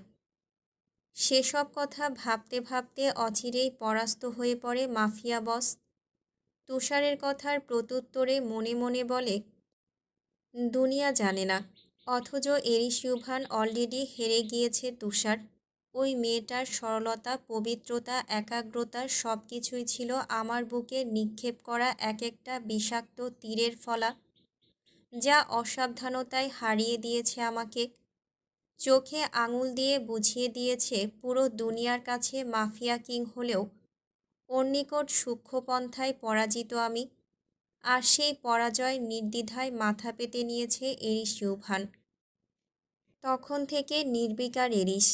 এতক্ষণ ধরে তুষার বিনা বাক্যে দাঁড়িয়ে থাকলেও এই পর্যায়ে এসে আগ বাড়িয়ে প্রশ্ন করল সে, গলার মাঝে মেকি গম্ভীরতা টেনে গমগমে আওয়াজে বলল, আপনাকে বুঝে উঠতে পারছি না এরিস, দিনে দিনে কেমন রহস্যে রূপান্তরিত হচ্ছেন। তুষারের কথায় সম্বিত ফিরে পেল এরিস। আঙুলের ফাঁকে পুড়তে থাকা সিগারেটের শেষাংশটুকু তুচ্ছ হস্তে ছুঁড়ে ফেলে দিয়ে হাসকি স্বরে বলল, হারটা যেমন আমি নিশ্চিত করি, জিতটাও তাই। আমি চেয়েছি বলেও জিতে গিয়েছে তুষার। তবে হ্যাঁ, এরিস মুক্তি দেয় ঠিকই, স্বাধীনতা নয়। আবারও রহস্য। সহসা মাফিয়া বসের সঙ্গে কথার মারপ্যাচে হেরে গিয়ে ফোঁস করে দীর্ঘশ্বাস ছাড়ে তুষার। অতপর কানে এয়ারপড গুঁজে কল লাগায় কাউকে। কিয়ৎক্ষণ সেভাবেই অতিবাহিত হয়। কথা শেষ করে ফের এরিসের পানে দৃষ্টিপাত করে সে নিরেট স্বরে বলে, এজেন্সির সঙ্গে কথা বলেছি। সন্ধ্যায় স্নোফল হওয়ার সম্ভাবনা প্রকট। এমতো অবস্থায় এয়ার ট্রাফিক বেশি হয়ে থাকে। আজ না হলেও কাল। ওকে মাঝপথে থামিয়ে দেয় এরিস। কঠোর আদেশ করে বলে, আজ বলেছি মানে আজই। গতকাল রাতে তুমি যে ধ্বংসলীলা চালিয়েছ, তারপরেও সব কিছু স্বাভাবিক থাকবে বলে তোমার মনে হয়? আপনি কি কৌশলে মেয়েটাকে সেভ করতে চাইছেন এরিস? জবাব দিল না এরিস। তুষারও আর ঘাটালো না ওকে। লম্বা পা ফেলে নিঃশব্দে ত্যাগ করল কনফারেন্স রুম। এটা কি মাছ? স্টারজেন ফিশ বলে এটাকে। সে না হয় বুঝলাম, কিন্তু এটার পেট থেকে এমন ঠেলে ঠুলে টানা হেঁচড়া করে ডিম কেন বের করছো তুমি? তুমি ক্যাভিয়ার চেনো না? ফ্লোরার অযাচিত বাক্যে সহসা নাসূচক মাথা নাড়া ঈশানী। অজ্ঞাত স্বরে বলে, ক্যাভিয়ার? সেটা কি জিনিস? মৃদু হাসে ফ্লোরা। হাতের কাজ অব্যাহত রেখে বলে, এই মাছের ডিমটাকেই সংরক্ষণ করা হলে সেটাকে ক্যাভিয়ার বলা হয়। এই ডিমগুলো স্বর্ণের চেয়েও দামি আর অত্যাধিক পুষ্টিকর। সাধারণ মানুষ সচরাচর খেতে পারে না এগুলো। আর সবচেয়ে মজার ব্যাপার হলো, এটাকে কাঁচাই খাওয়া হয়, লাইক স্যামন অর টুনা। ফ্লোরার কথায় নাক শিকয়ে উঠে যায় বাঙালি রমণীর। যদিও ঈশানী সাগর পাড়ের মেয়ে, তবুও কাঁচা মাছ অথবা মাছের ডিম খাওয়ার কথা স্বপ্নেও ভাবতে পারে না ও। ফলস্বরূপ ব্যয়বহুলে ক্যাভিয়র নিয়ে আরও কথোপকথন এগোবে তার আগেই একজন গার্ড এসে হাজির হয় কিচেন কাউন্টারের সামনে। গার্ডটাকে দেখা মাত্রই জমে যায় ওরা দুজন।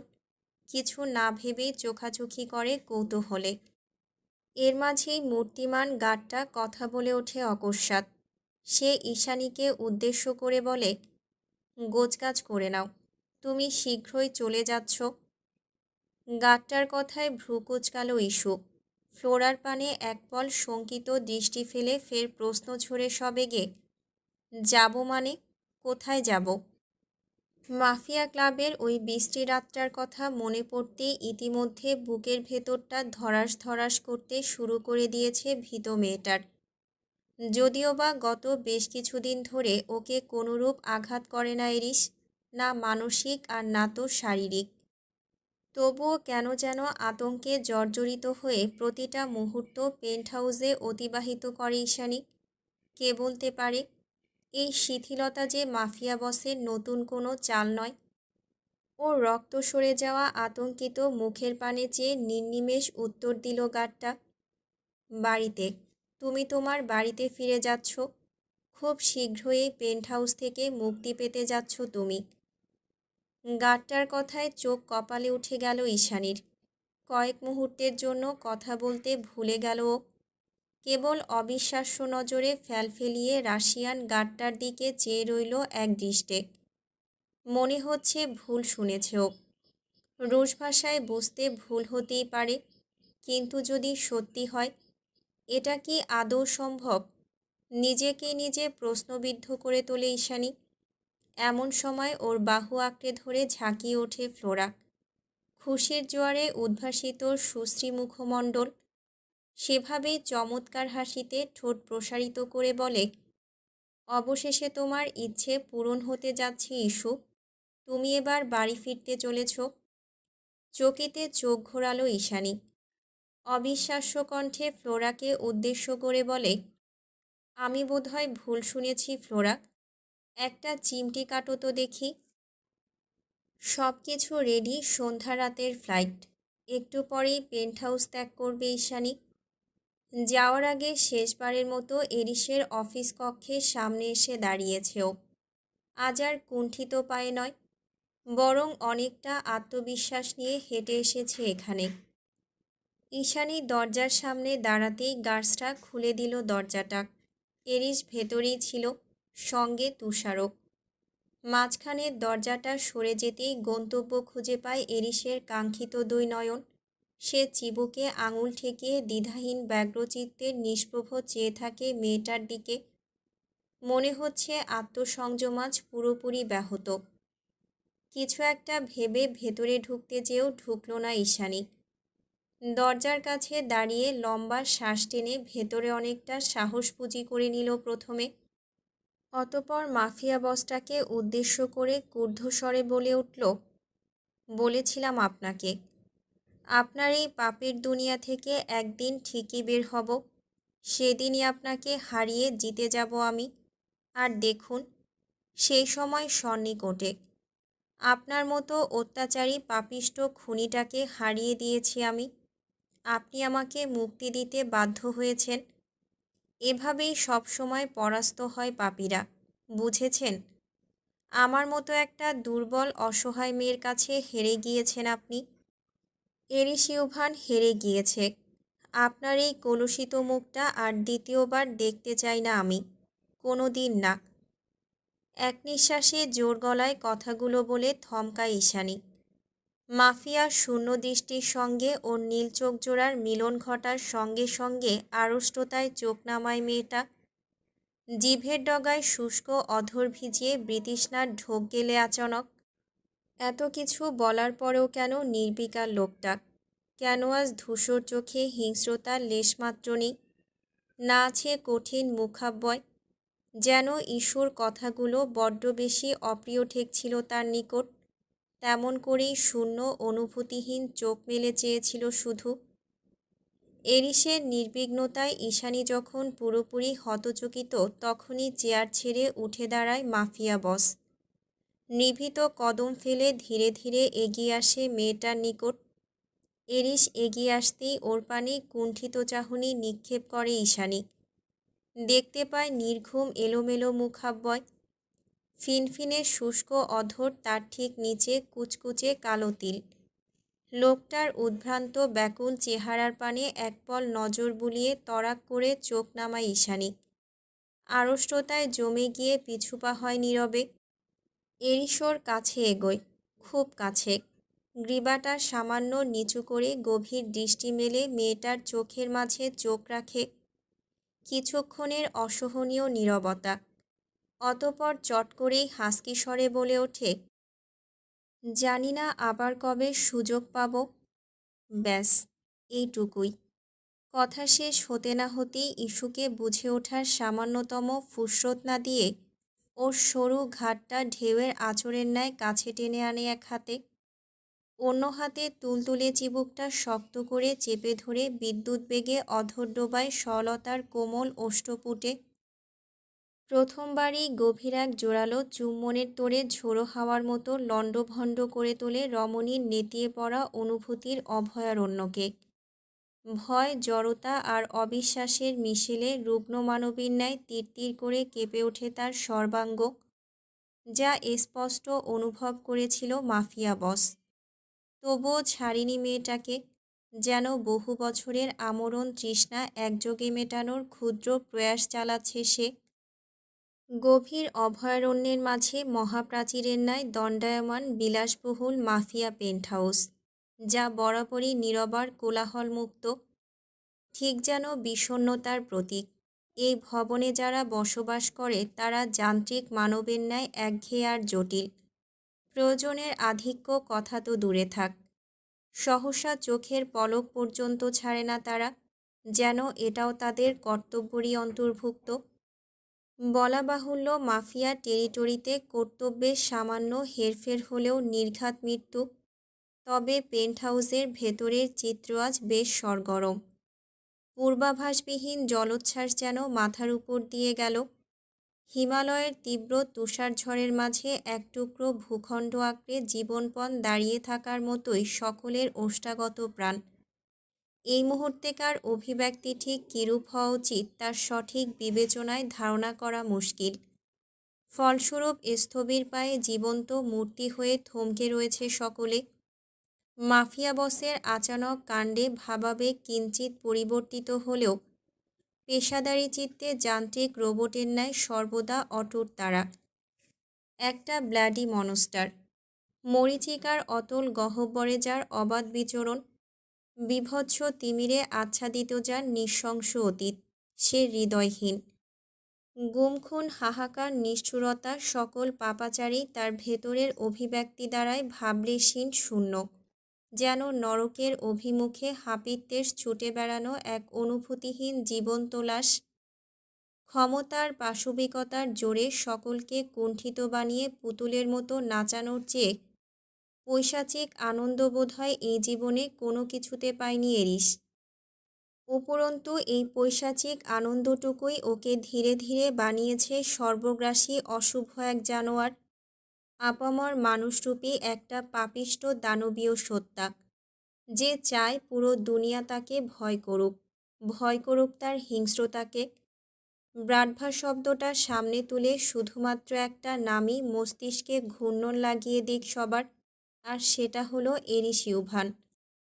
ধ্বংসলীলা যার প্রতিটা রক্তকণিকায় মিশে, যার অগ্নি স্ফুলিঙ্গের মতো দাপুটে চাহনি জুড়ে উদ্ভাসিত অঢেল কর্তৃত্ব, যার পৈশাচিক হুঙ্কারে কম্পিত হয় পুরো আন্ডারওয়ার্ল্ড ব্রাডভা। আর আজ কিনা সেই অনুভূতিহীন পাপী জানোয়ারটা চট করেই ঝড় তুলেছে একজোড়া নিষ্পাপ নিটোল ওষ্ঠাধরের অন্তরায়। কোন সুখের উল্লাসে নিজের ধ্বংসকে এমন করে আলিঙ্গন করার স্পর্ধা দেখালো সে? মন জানে না মনের কথা, এরিস নিজেও হয়তো জানে না এর উত্তর। মন মস্তিষ্কের টানাপোড়েনে ঠোঁটের আগ্রাসন জোরালো হয় তার, শক্ত হয়ে ওঠে হাতের বাঁধন, ভেজা নরম কম্পনরত ঠোঁটের গভীর স্বাদটুকু আস্বাদনে উন্মত্ততায় মত্ত হয়ে ওঠে মাফিয়া বসের কলুষিত আবেগহীন পাথরচিত্ত। মতিভ্রমে ঠোঁট ছাপিয়ে দাঁত বসায় মেয়েটার তুলতুলে নরম অধরের মাঝে।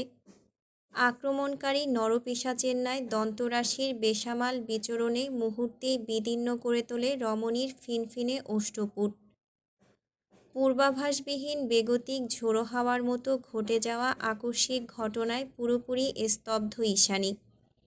আশ্চর্য এক অনুভূতির তরঙ্গোচ্ছ্বাসে শিথিল হয়ে আছে মস্তিষ্ক। কয়েক মুহূর্তের ব্যবধানে কি থেকে কি হয়ে গেল সেই ধারণা প্রায় ক্ষীণ। ঘটনার আকস্মিকতায় লোপ পেয়েছে অনুভূতি শক্তি। অব্যক্ত বিষণ্ণতায় জমে বরফ হয়ে এসেছে সর্বাঙ্গ। কিয়ৎক্ষণের জন্য ও শুধু অনুভব করল একজোড়া শীতল খড়খড়ে ঠোঁটের জোরালো স্পর্শ। কেবল ঠোঁট নয়, লোকটার হাতের বাঁধনগুলোও ছিল অস্বাভাবিক শীতল, যেন জীবন্ত ঘুরে বেড়ানো আস্ত এক বরফপিণ্ড। মানুষটা কি আদৌ জীবিত? চট করেই অযাচিত এক প্রশ্ন খেলে গেল ঈষর মন মস্তিষ্কে। পরমুহূর্তেই ঠোঁটের মাঝে অনুভূত হওয়া রক্তের নোনতা স্বাদে ভাবনা থেকে ছিটকে বেরিয়ে এলো মেয়েটা। বিদীর্ণ ওষ্ঠাধরের মন্থর যাতনায় শিউরে উঠে নিজের থেকে ঠেলে সরাতে চাইল পর্বতসম বলিষ্ঠ শরীরটাকে। ঈশানীর দুই হাতের ধাক্কায় টলল না মাফিয়া বস, উল্টো নিজের কাজে অনড় থেকে হাতের সাহায্যে সরু কোমরটাকে টান মেরে মাঝখানের সামান্যতম দূরত্ব ঘুচিয়ে নিল অকপটে।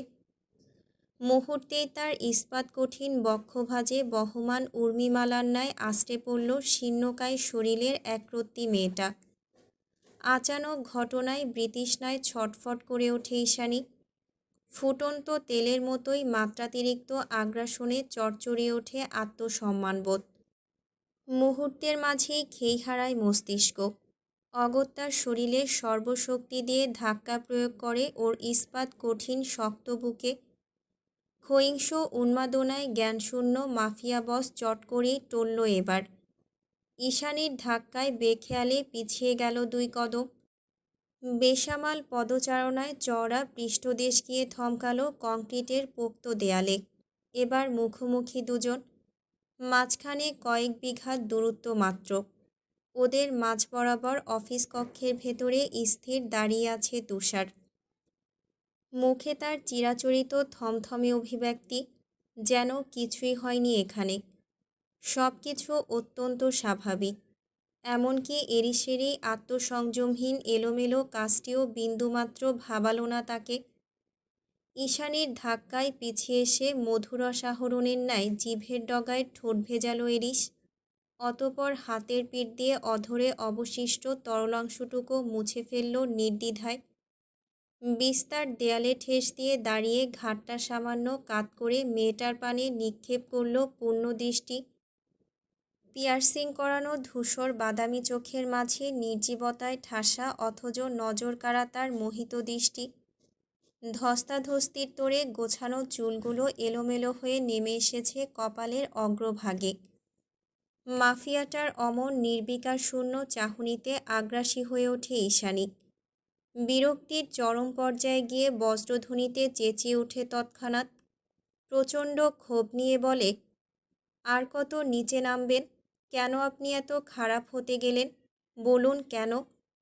কোনো কারণ নেই। আমি শুরু থেকেই খারাপ, তোমার ভাষায় পাপিষ্ট। রুক্ষ আজ ভেসে এলো ওপাশ থেকে। এরিসের অজ্ঞাত প্রত্যুত্তরে কিঞ্চিত দ্বিধাগ্রস্ত হলো ঈশানী। মনে মনে ভাবল, তবে যে ফ্লোরা বলেছিল এরিসের নৃশংস এক কালো অতীত রয়েছে, ফ্লোরা আদৌ সত্যিটা জানে তো, নাকি সত্যি কারণহীন সত্যায় কলুষিত জানোয়ারটা? কিয়ৎক্ষণ ভাবনায় ডুবল ঈশানী। পর মুহূর্তেই ভাবনার সুতো ছিঁড়ে বেরিয়ে মেকির আগে চিরবিরিয়ে উঠে বলল, ওই পাপিষ্ঠ হাতে আমাকে ছোঁয়ার সাহস হলো কি করে আপনার? কোন অধিকারে চুমু খেয়েছেন আপনি আমায়? কয়েক সেকেন্ডের জন্য একচিলতে বিদ্রুপাত্মক হাসি খেলে গেল পাইথন লিডারের ঠোঁটের আগায়। পর মুহূর্তেই মুখাবয়বে স্পষ্টত হলো প্রতীয়মান গাম্ভীর্যের ছাপ। ধ্বংসাত্মক চোখ দুটো ঈশানীর গভীর চোখে তাক করালো সে। বলল, 100 মিলিয়নের কথা এত তাড়াতাড়ি ভুলে গেলে? তোমার সঙ্গে যা খুশি করতে পারি আমি, ইভেন। এরিসের বাক্য শেষ হওয়ার পূর্বেই চোখ দুটো খিচে বন্ধ করে নিল ঈশানী। কেন যেন ওই নোংরা জায়গা, ওই বীভৎস নিলামের রাতটার কথা মনে পড়লে তীব্র আতঙ্কে অন্তরাত্মা ধরফরিয়ে ওঠে ওর। নিজেকে হারিয়ে ফেলার নিগুড় ভয়ে তটস্থ হয়ে ওঠে মেয়েটা।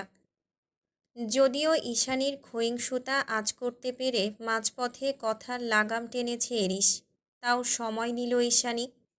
অজান্তেই ভরে উঠল ওর চোখের কোটর। নিঃশব্দে চিকন স্রোত গড়ালো কপল বেয়ে।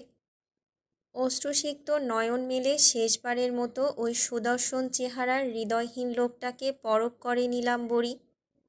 কণ্ঠনালীতে কান্নার ঢেউ তুলে বলে, আপনি একটা মানুষরূপী জানোয়ার। আপনার এই নির্দয় অত্যাচারী চেহারাটা কোনোদিনও দেখতে চাই না আমি, কোনোদিন না। সদ্য অঙ্কুরিত অনুভূতির কাছে ঈশানীর কথাগুলো ছিল হৃদয় ছিঁড়ে ফেলার মতোই যন্ত্রণাদায়ক। তবুও কেন যেন প্রত্যুত্তর করল না মাফিয়া বস। মহাবিষ্টের ন্যায় নিষ্প্রভ উচাটান দৃষ্টি মেলে আনমনে চেয়ে রইল মেয়েটার দিকে। ওর গভীর চোখের এলোমেলো অনুভূতির ভাষা খুঁজতে গেল না ঈশানী। তপ্তশ্বাস ছেড়ে দ্রুত পায়ে ত্যাগ করল অফিস রুম। অতপর গটগটিয়ে এগিয়ে গেল করিডোর ধরে। অথচ একই জায়গাতে একই ভঙ্গিমায় ঠায় দাঁড়িয়ে আছে এরিস। ঈশানী নেই এখানে, চলে গিয়েছে অনেকক্ষণ। দরজার কাছটা নিছকই ফাঁকা পড়ে আছে, তাও একবারের জন্য চোখ ঘোরালো না এরিস। ভ্যানিলার ওই মিষ্টি সুবাসটা এখনও উপস্থিত, যেন সামনেই দাঁড়িয়ে আছে স্বয়ং সাকুরা। কথার জোয়ারে কুলকুলিয়ে উগরে দিচ্ছে ভেতরের রাগঢাক অভিমান বিরক্তি সমস্তটা। আর বিনা প্রতিক্রিয়ায় সেগুলো মন দিয়ে শুনে যাচ্ছে এরিস। তখন থেকে স্থির দাঁড়িয়ে আছে মাফিয়া বস, চোখে মুখে তার অস্তিত্বহীন ব্যথার সুপ্ত অব্যয়। অফিস কক্ষ ত্যাগ করার সময় তুষার বিনা বাক্যে সেদিকে চাইল এক পল। অতঃপর দীর্ঘশ্বাস ছেড়ে ভঙ্গুর সত্যাটাকে অতিক্রম করতে করতে নরম স্বরে বলল, এভাবে নিজের সঙ্গে নিজের অঘোষিত যুদ্ধটা না বাঁধালেও পারতে নিরিস। এবারও নির্বিকার মাফিয়া বস। শূন্য অভিব্যক্তিতে চোখ ঘোরালো শুধু।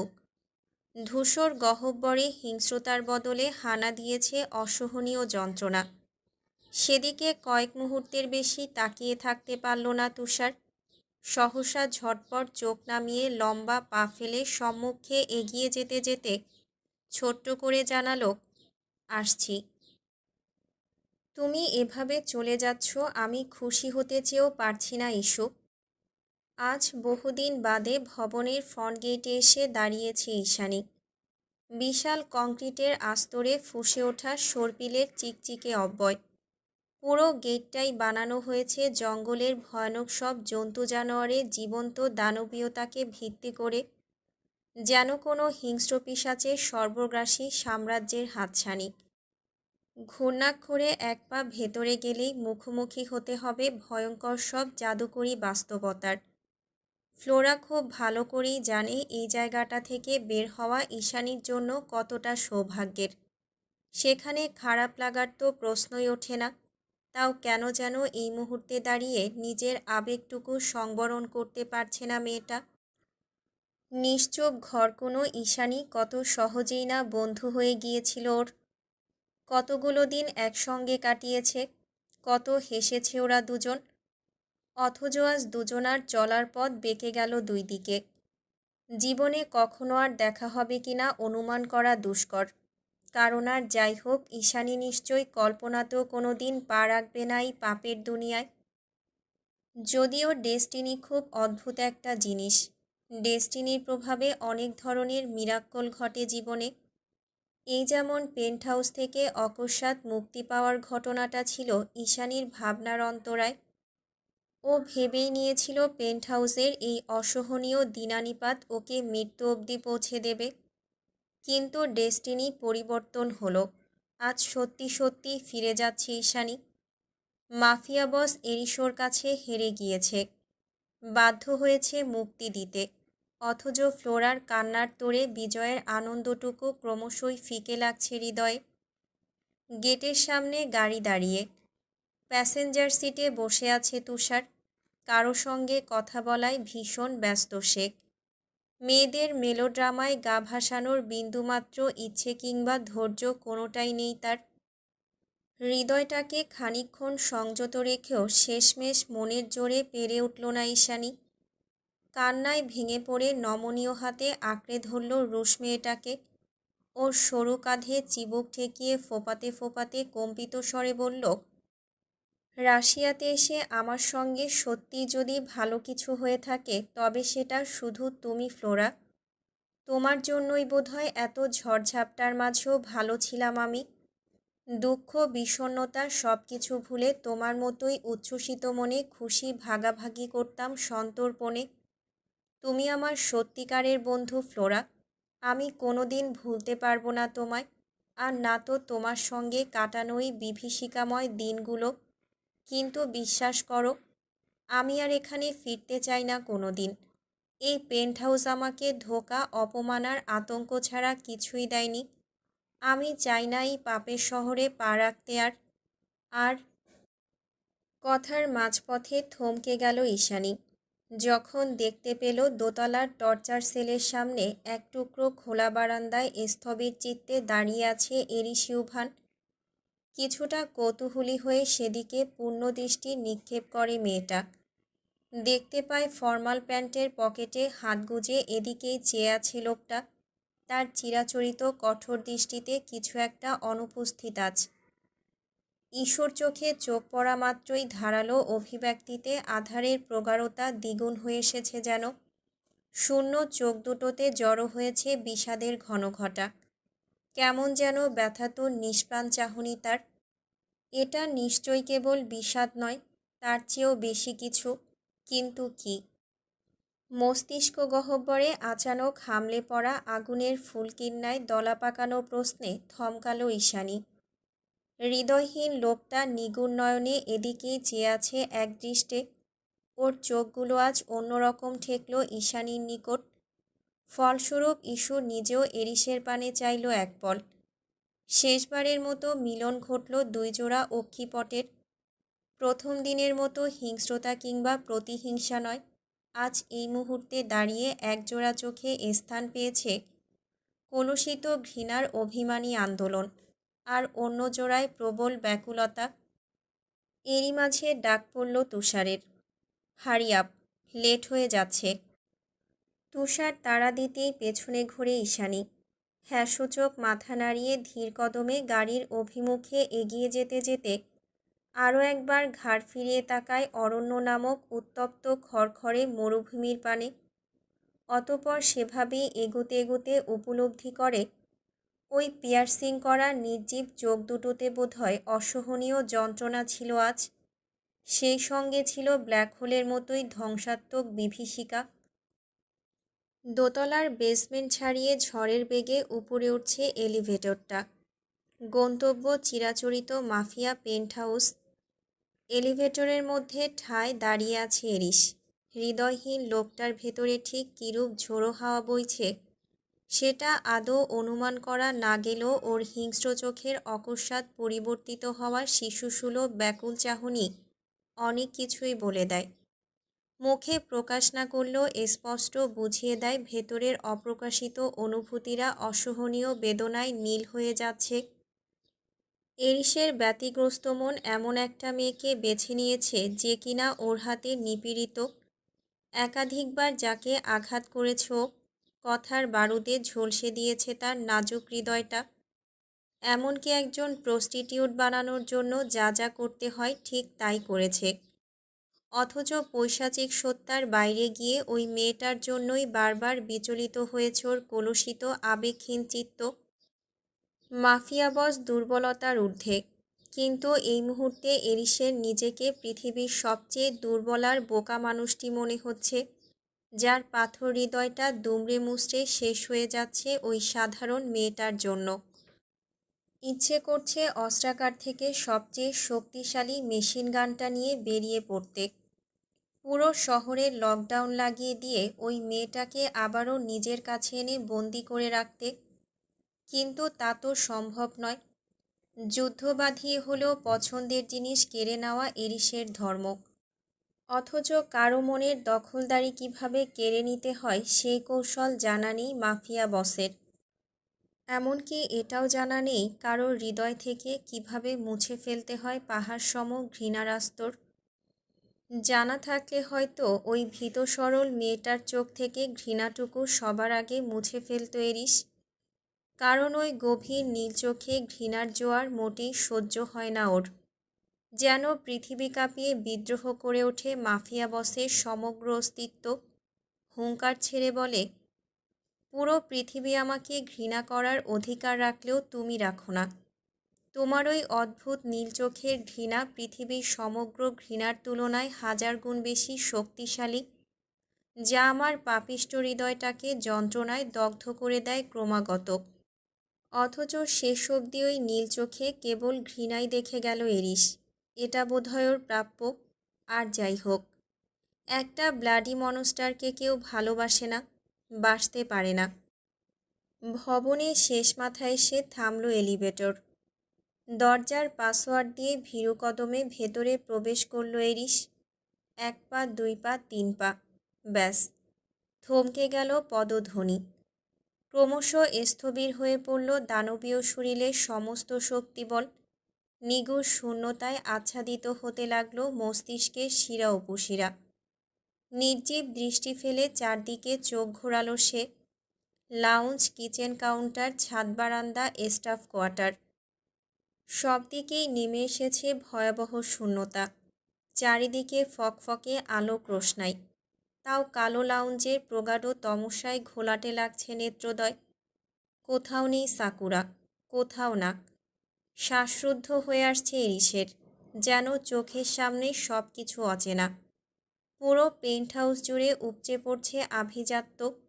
কোনো খাদ নেই, কোনো কমতি নেই, তবুও কিসের যেন অনুপস্থিতিতে অহেতুক ফিকে লাগছে সব। জীবনে প্রথমবার কারোর অনুপস্থিতি নীরবে পোড়াচ্ছে ওকে।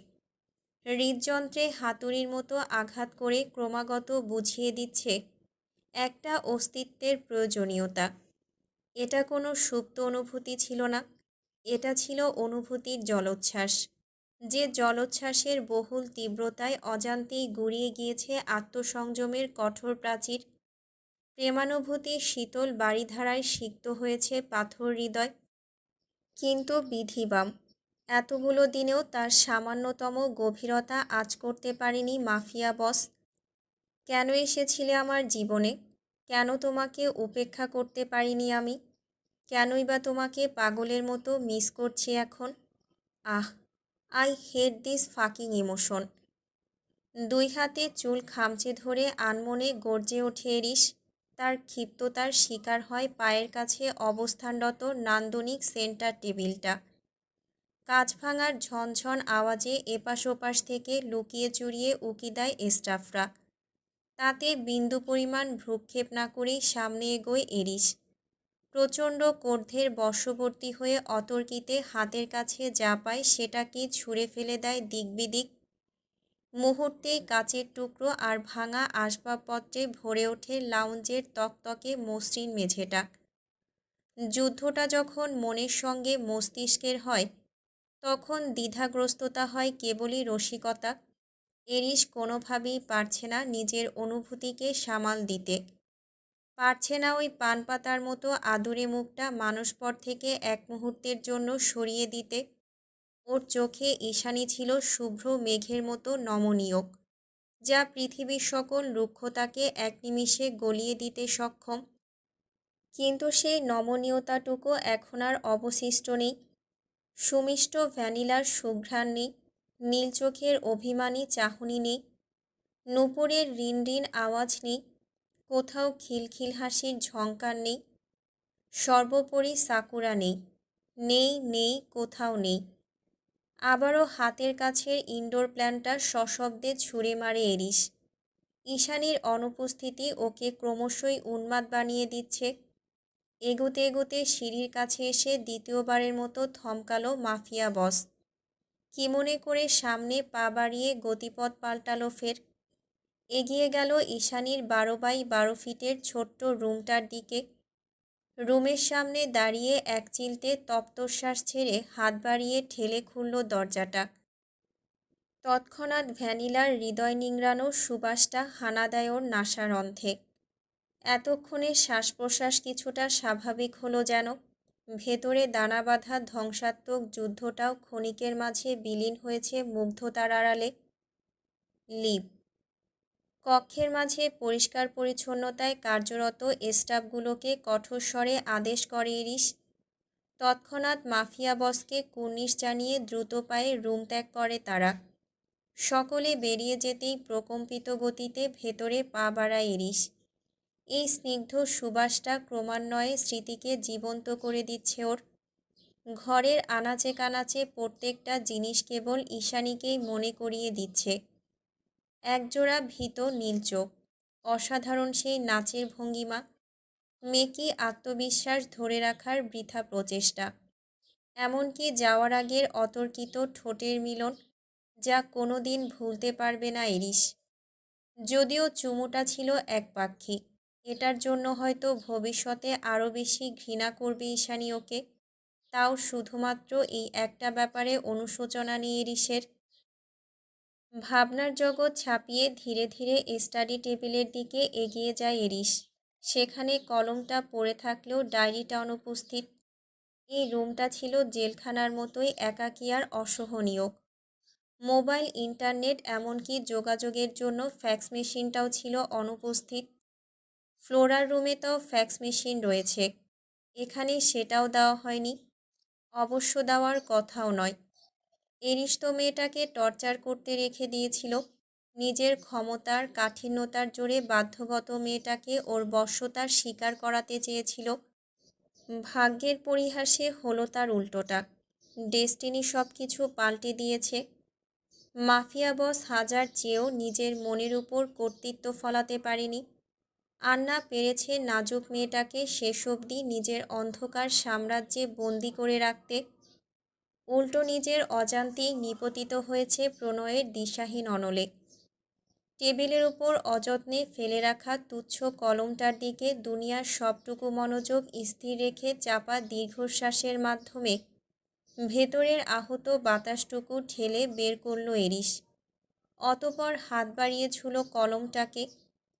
তুচ্ছ বস্তুটিকে অহেতুক নাড়াচাড়া করতে করতে সেদিকে নিগুড় দৃষ্টি ফেলে আহত স্বরে বলে উঠল, I know I was never the healer. I was always a burden to you. Yes, I miss you like হেল।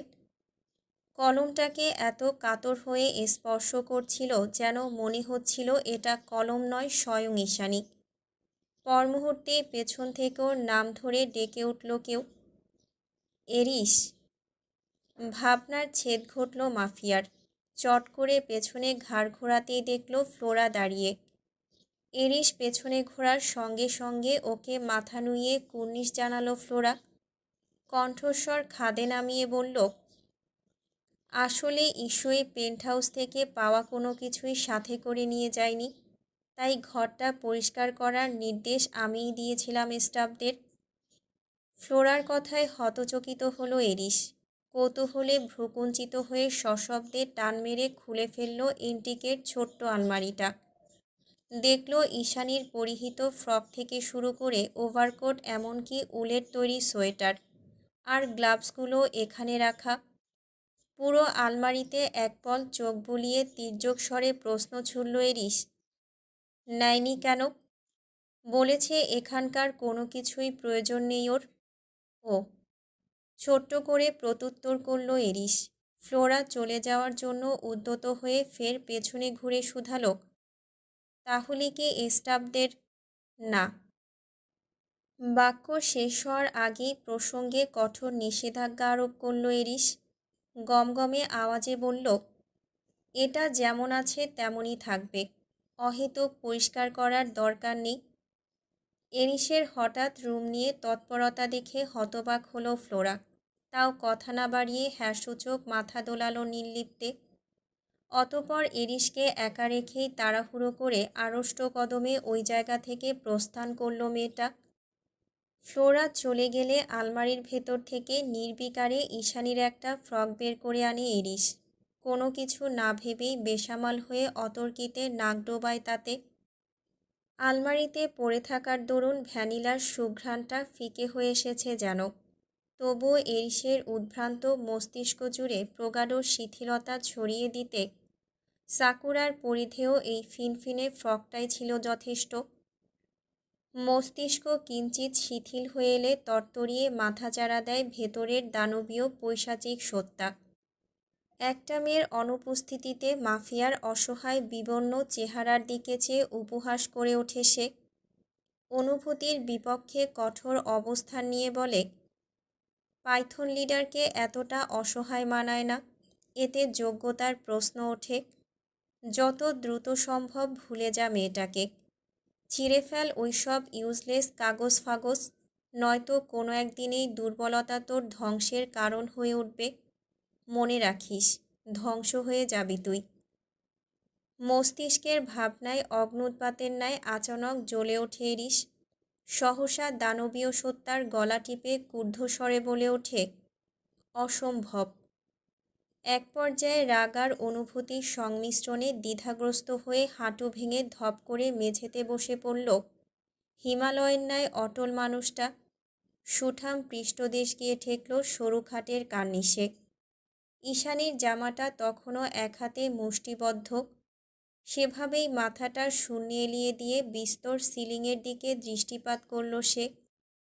আশ্চর্য, সমগ্র সিলিং জুড়ে একই দৃশ্য ভাসমান। বুকের মাঝে তোলপাড় করে দেওয়া সেই গভীর নীল চোখ। সেদিকে চেয়ে থেকে নিজের উপর বিদ্রূপ করে হাসল এরিস। পর মুহূর্তেই চোখে মুখে নেমে এলো তার বিষাদের ঘন ঘটা। কিয়ৎক্ষণ অতিবাহিত হলো বিষণ্ণ নীরবতায়। পর মুহূর্তেই মহাবিষ্টের ন্যায় পূর্ণ দৃষ্টি মেলে ভাসমান নীল চোখের দিকে চেয়ে থেকে মতিভ্রমে বিড়বিড়ালো মাফিয়া বস, তুমি ছিলে মরীচিকার সাম্রাজ্যে এক ফালি পথের দিশা, আধার হৃদয়ের এক টুকরো আলোক শিখা। তুমি আমার নামে লেখা সেই পবিত্র নীলাকাশ, যার অধিকার থেকে স্বয়ং বিচ্যুত আমি, অথচ তুমি শুধুই আমার, প্রেম আমার। কক্সবাজার, বাংলাদেশ। সূর্যের সোনালু রশ্মিতে জ্বলজ্বল করছে চারিদিক। দক্ষিণ থেকে ভেসে আসছে দোদুল্যমান উত্তাল সামুদ্রিক গর্জন। বৃক্ষ আচ্ছাদিত রাস্তার চারিপাশে মুঠো মুঠো সোনালি রোদের হাতছানি। বরফের মাঝে জমে নেই কোনো কিছু। গাছপালা, ঘরবাড়ি সব কিছু সতেজ। জানুয়ারি মাসের শেষ কয়েকটা দিন হওয়ায় জুৎসই শীতের রেশ এখনও উপস্থিত। তবে রাশিয়ার অসহনীয় ঠান্ডার তুলনায় এই শীতটুকু নিছকই আরামদায়ক আর ভীষণ উপভোগ্য। কচি ঘাসে পতিত বিন্দুসম শিশির কণাগুলো যেন ঝুড়ো ঝুড়ো মুক্তদানা। 17 ঘন্টার লম্বা ফ্লাইটের ইতি টেনে ভোররাতে ঈশানীকে নিয়ে ঢাকা এসে পৌঁছেছে তুষার। সেখান থেকে হেলিকপ্টারে সোজা কক্সবাজার। আর এখন তুষারের ব্যক্তিগত রেঞ্জ রোভারটা ঊর্ধ্বশ্বাসে এগিয়ে যাচ্ছে ঈশানীদের শ্যাওলা পড়া ছোট্ট দোতলা বাড়িটার অভিমুখে। চোখে রোদ চশমাইটে নির্লিপ্তে গাড়ি ড্রাইভ করছে তুষার। মুখের উপর মাস্ক লাগানোর দরুন তার অভিব্যক্তি বুঝে ওঠা দেয়। অন্তর্মুখী ঈশানী সেদিকে নজর দিল না খুব একটা। তুষারের কিসের এত দায়বদ্ধতা যে ওকে সুদূর রাশিয়া থেকে বাড়ি পর্যন্ত এগিয়ে দিচ্ছে? মাফিয়ারা তো এতটা সদয় নয়। প্রশ্নটা মনে এলো, মুখে প্রকাশ করার ইচ্ছে জাগেনি ঈশ্বর। সহসা ঘাড় ফিরিয়ে সন্তর্পণে নামিয়ে দিয়েছে গাড়ির টিন্ডের জানালাটা। জানালা নামাতে একচ্ছত্র দমকা বাতাসে শরীরের লোমকূপ দাঁড়িয়ে গেল নিমিষে। বহুদিন বাদে ভেজা মাটির সোদা গন্ধে প্রাণ জুড়িয়ে এলো ওর। ঈশানী আজ ভীষণ খুশি। চোখে মুখে জড়ো হয়েছে উপচে পড়া প্রফুল্লতা। জানালায় চিবুক ঠেকিয়ে এতটা বিভোর নয়নে চারদিক অবলোকন করছে যেন সব কিছুই ওর কাছে নতুন। ঠোঁটের আগায় লেপ্টে আছে সদ্য জন্মানো শিশুর ন্যায় এক চিলতে বিমোহিত হাসি। অশ্রুসিক্ত দুই নয়ন। ঈশানী জানে না এতগুলো দিন বাদে বাড়িতে ওর জন্য ঠিক কী অপেক্ষা করছে, জানতে চায়ও না। এই মুহূর্তে বেঁচে ফেরার আনন্দের তুলনায় ওর নিকট সব কিছুই তুচ্ছ। সব। আই থিঙ্ক এটাই তোমাদের বাড়ি। গাড়িটা স্থির হতে না হতেই সম্বিত ফিরে পেল ঈশানী। হতচকিত নয়নে সামনের দিকে দৃষ্টিপাত করতে ওপাশ থেকে বহুক্ষণের নীরবতা ভাঙল তুষার। সি, শ্যাওলা পড়া দোতলা বাড়ি। অভিমানী অশ্রুজলে ভরে উঠেছে চোখের কার্নিশ। কণ্ঠনালী রোধ করেছে জমে থাকা কান্নার জোয়ার। নিজের সুপরিচিত বাড়িটার দিকে একপল দৃষ্টি বুলিয়ে তুষারের পানে ঘাড় ঘুরিয়ে সবেগে মাথা নাড়াল ঈশানী, যার অর্থ হ্যাঁ, এটাই আমাদের বাড়ি। অতঃপর তড়িঘড়ি করে গাড়ি থেকে নেমে গেল ঈশানী। আনন্দে আত্মহারা হয়ে 2 কদম এগিয়ে গিয়ে ফের ঘুরে এলো গাড়ির দিকে। দ্বিধাগ্রস্ত হস্তে টোকা দিল জানালায়। তুষার ফিরে যাওয়ার প্রস্তুতি নিচ্ছিল। এমন সময় হঠাৎ জানালায় কড়া নাড়ার আওয়াজে কাঁচ নামালো সে। দেখল মাথাটা আলতো দুলিয়ে এদিকেই তাকিয়ে আছে ঈশানী। সরল কপালে ভাঁজ পড়ল তুষারের। প্রশ্নসূচক দৃষ্টি নিক্ষেপ করে অস্ফুটে শুধালো, কিছু বলতে চাও? এতদূর পৌঁছে দেওয়ার জন্য আপনাকে অসংখ্য ধন্যবাদ। ইতস্তত কণ্ঠে সম্মোহনী বাক্যটুকু শেষ করল ঈশানী। তৎক্ষণাৎ প্রত্যুত্তর করল তুষার, ইটস মাই ডিউটি। আনমনে শব্দটা উচ্চারণ করল ঈশানী। পরক্ষণেই জিভের ডগায় অধর ভিজিয়ে কিঞ্চিত দ্বিধাগ্রস্ত কণ্ঠে বলল, আপনি চাইলে বাড়িতে আসতে পারেন। No thanks. তুষারের প্রত্যুত্তরে স্বস্তির নিঃশ্বাস ছাড়ে মেয়েটা, যেন না করাতে খুব জোরে বেঁচে গিয়েছে ও। সেভাবেই ফের এগিয়ে যায় বাড়ির দিকে। তখনই গাড়ির মধ্যে থেকে আরেক দফা বাক্য ছুড়ল তুষার।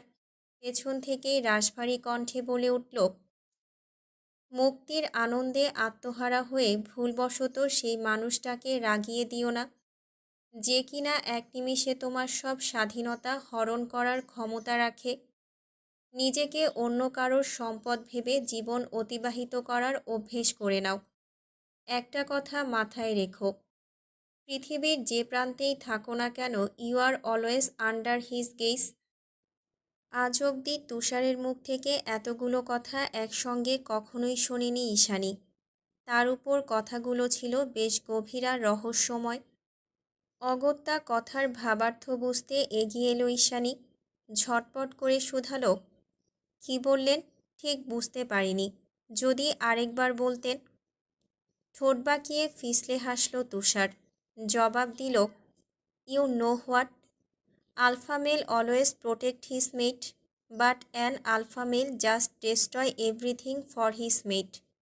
তাই একটু সাবধানে থাকতে বলেছি, দ্যাটস ইট। এবার যেন কৌতূহলের পারদ দ্বিগুণ হলো ঈশানীর। সংশয়ে ধুকপুক করে উঠল অন্তঃকরণ। কথাগুলো মস্তিষ্কে সাজিয়ে পুনরায় প্রশ্ন করবে তার আগেই সশব্দে গিয়ার টেনে হাওয়ার বেগে দৃষ্টিসীমানার অগোচরে আড়াল হয়ে গেল তুষার। অগত্যা ছুটে চলা কালো গাড়িটির দিকে অযাচিত নয়নে তাকিয়ে থেকে নিঃশব্দে শুষ্ক ঢোক গেলে ঈশানী। মনে মনে ঝাঁঝিয়ে উঠে বলে, ফালতু মাফিয়া। দুপুর গড়িয়ে বিকেল প্রায়। সকালে শীতের রেশ এখনও কাটেনি। পিঠ পিছলে যাওয়া নরম রোদটুকু এরই মাঝে এলিয়ে পড়েছে পশ্চিমে। হালকা কুয়াশায় ধূসর হয়ে এসেছে ধরণী। বিকেল হতে না হতেই চট্টগ্রাম সিআরবি পাহাড়ে শুরু হয়েছে জনসমাগম। ছোট বড় মাঝারি থেকে শুরু করে সব শ্রেণীর মানুষের উপচে পড়া ভিড়। এক নজরে পর্যবেক্ষণ করলে কখনো চোখে পড়ে হাতে হাত রেখে প্রণয় বিলানো নাজুক কপোত কপোতি, কলেজ ফাঁকি দেওয়া সরগরম বন্ধুদের চায়ের আসর, কখনো আধো আধো পায়ে বেলুন হাতে ঘুরে বেড়ানো নিষ্পাপ আদুরে শিশু, কখনো সদ্য বিবাহিত সুখী দম্পতি, তো কখনো জীবনের অনেকটা প্রহর একসঙ্গে অতিবাহিত করে আসা বৃদ্ধ যুগল। তবে এই মুহূর্তে সব কিছু ছাপিয়ে তুষারের সুকৌশলী মস্তিষ্কে গেঁথে আছে একটা মেঘ। মেয়েটা সেই তখন থেকে ওড়নার আড়ালে মুখ ঢাকা দিয়ে পথ অনুসরণ করছে ওর। ব্যাপারটা সন্দেহজনক। অগত্যা ধীরে ধীরে প্রাচীন ভবনের দিকে এগিয়ে যেতে যেতে নিঃশব্দে রিভলভার লোড করে নিল তুষার। অতপর লোকচক্ষুর আড়াল হতেই খপ করে মেয়েটার দুই হাত টেনে নিয়ে চেপে ধরল কংক্রিটের শক্ত দেয়ালে। দাঁতে দাঁত চেপে ক্রুদ্ধস্বরে জিজ্ঞেস করল, সত্যি করে বল, কোন এসপায়ের হয়ে কাজ করিস? তুষারের কথায় বিস্ময়ে হতবিহল হলো মেয়েটা। চোখ দুটো কপালে তুলে উল্টো শুধালো, আশ্চর্য, কাজ করি মানে? আর এভাবে তুই তুকারি করছেন কেন? ওপাশে সিনিয়ররা আছে, ডেকে এনে এমন র্যাক দেওয়াবো না, জনমের মতো এসব নাটক ফাটক ভুলে যাবেন। ওভার স্মার্ট হওয়ার চেষ্টাও করো না, স্পট ডেট বানিয়ে ছেড়ে দেব। কঠোর আওয়াজ বেরিয়ে এলো মাস্কের আড়াল থেকে। ওদিকে বিরক্তিতে ভ্রু কুচকালো মেয়েটা। দাঁত কিরমির করে বলল, শুনুন, নিঝুম কখনোই ওভার স্মার্ট হওয়ার চেষ্টা করে না, কারণ আমি একটু ওভার স্মার্টই, বুঝেছেন? আর আপনি কোন ক্ষেতের মূলা বলুন তো? এভাবে ধরে রেখেছেন কেন? কথা শেষ হতে না হতেই একটানে তুষারের মাস্কটা খুলে হাতে নিয়ে এলো নিঝুম। মাস্কে হাত দেওয়ার কয়েক ন্যানোসেকেন্ডের মাঝে ওর কপালে রিভলভার তাক করালো তুষার। অকস্মাৎ ঘটনাটি ঝড়ের গতিতে ঘটে গেল যেন। ওদিকে তুষারের মাস্ক খোলার পর থেকেই দৃষ্টিতে পলক ছাড়ছে না নিঝুম। দিন দুনিয়া ভুলে একদৃষ্টে তাকিয়ে আছে সামনের মানুষটার দিকে। তামাটে বর্ণের সুদর্শন লোকটার মুখাবয় দেখে যতটা না বিমোহিত হয়েছে, তার চেয়েও বেশি আশ্চর্য হয়েছে তার কর্মকাণ্ডে। চোখ উঁচিয়ে কপালে তাক করানো রিভলভারের দিকে একপল নজর দিয়ে হতবাক হয়ে গেল নিঝুম। দুই হাতে মুখ ঢেকে কণ্ঠে স্বকীয়তা ধরে রেখে বলল, ও বউ, পিস্তলও দেখিয়াছে। সত্যি সত্যি নাটক করেন নাকি? আপনি নিশ্চয়ই হিরো, ভিলেন। গম্ভীর স্বরে জবাব দিল তুষার। হতাশায় মুখ দিয়ে চ উচ্চারণ করল নিঝুম। বলল, না, ভিলেনটা ঠিক মানালো না। হিরো হলে ভালো হতো। ঠোঁট বাঁকিয়ে ক্রুদ্ধ হাসল তুষার। মেয়েটাকে ছেড়ে দিয়ে পেছনে ঘুরে লম্বা পা ফেলে এগিয়ে যেতে যেতে বলল, a villain is always hero in his own mind. লোকটার কথায় আপনা আপনি অধৈর্যগোল ফাঁকা হয়ে গেল নিঝুমের। মুখাব্বয় রক্তিম হয়ে উঠল অজানা শিহরণে। চোখের মাঝে আকাশসম উচ্ছ্বাস ধরে রেখে একা একাই বিড়বিড়ালো মেয়েটা, বাটাই লাভ ভিলেন। পর মুহূর্তেই কী ভেবে যেন হুট করে উচ্ছ্বাসের জোয়ারে ভাটা পড়ল ওর। লোকটার যাওয়ার পানে চেয়ে চকিতে দাঁতের আগায় জিভ কেটে চনমনিয়ে উঠল নিঝুম। আফসোসের স্বরে বলল, ইস, ওনাকে ফলো করার কারণটাই তো বলা হলো না। কি না কি ভেবে নিল কে জানে। দৃষ্টিসীমানায় তখনও ভেসেছিল লোকটার আবছা অব্যয়। সেটাই কাজে লাগালো নিঝুম। চট করেই ব্যাগ থেকে স্টিকি নোটার কলম বের করে টুকে নিল লোকটার আনকমন ক্যানভাস জ্যাকেটের লোগোটি, রেট্রো ট্যাকার।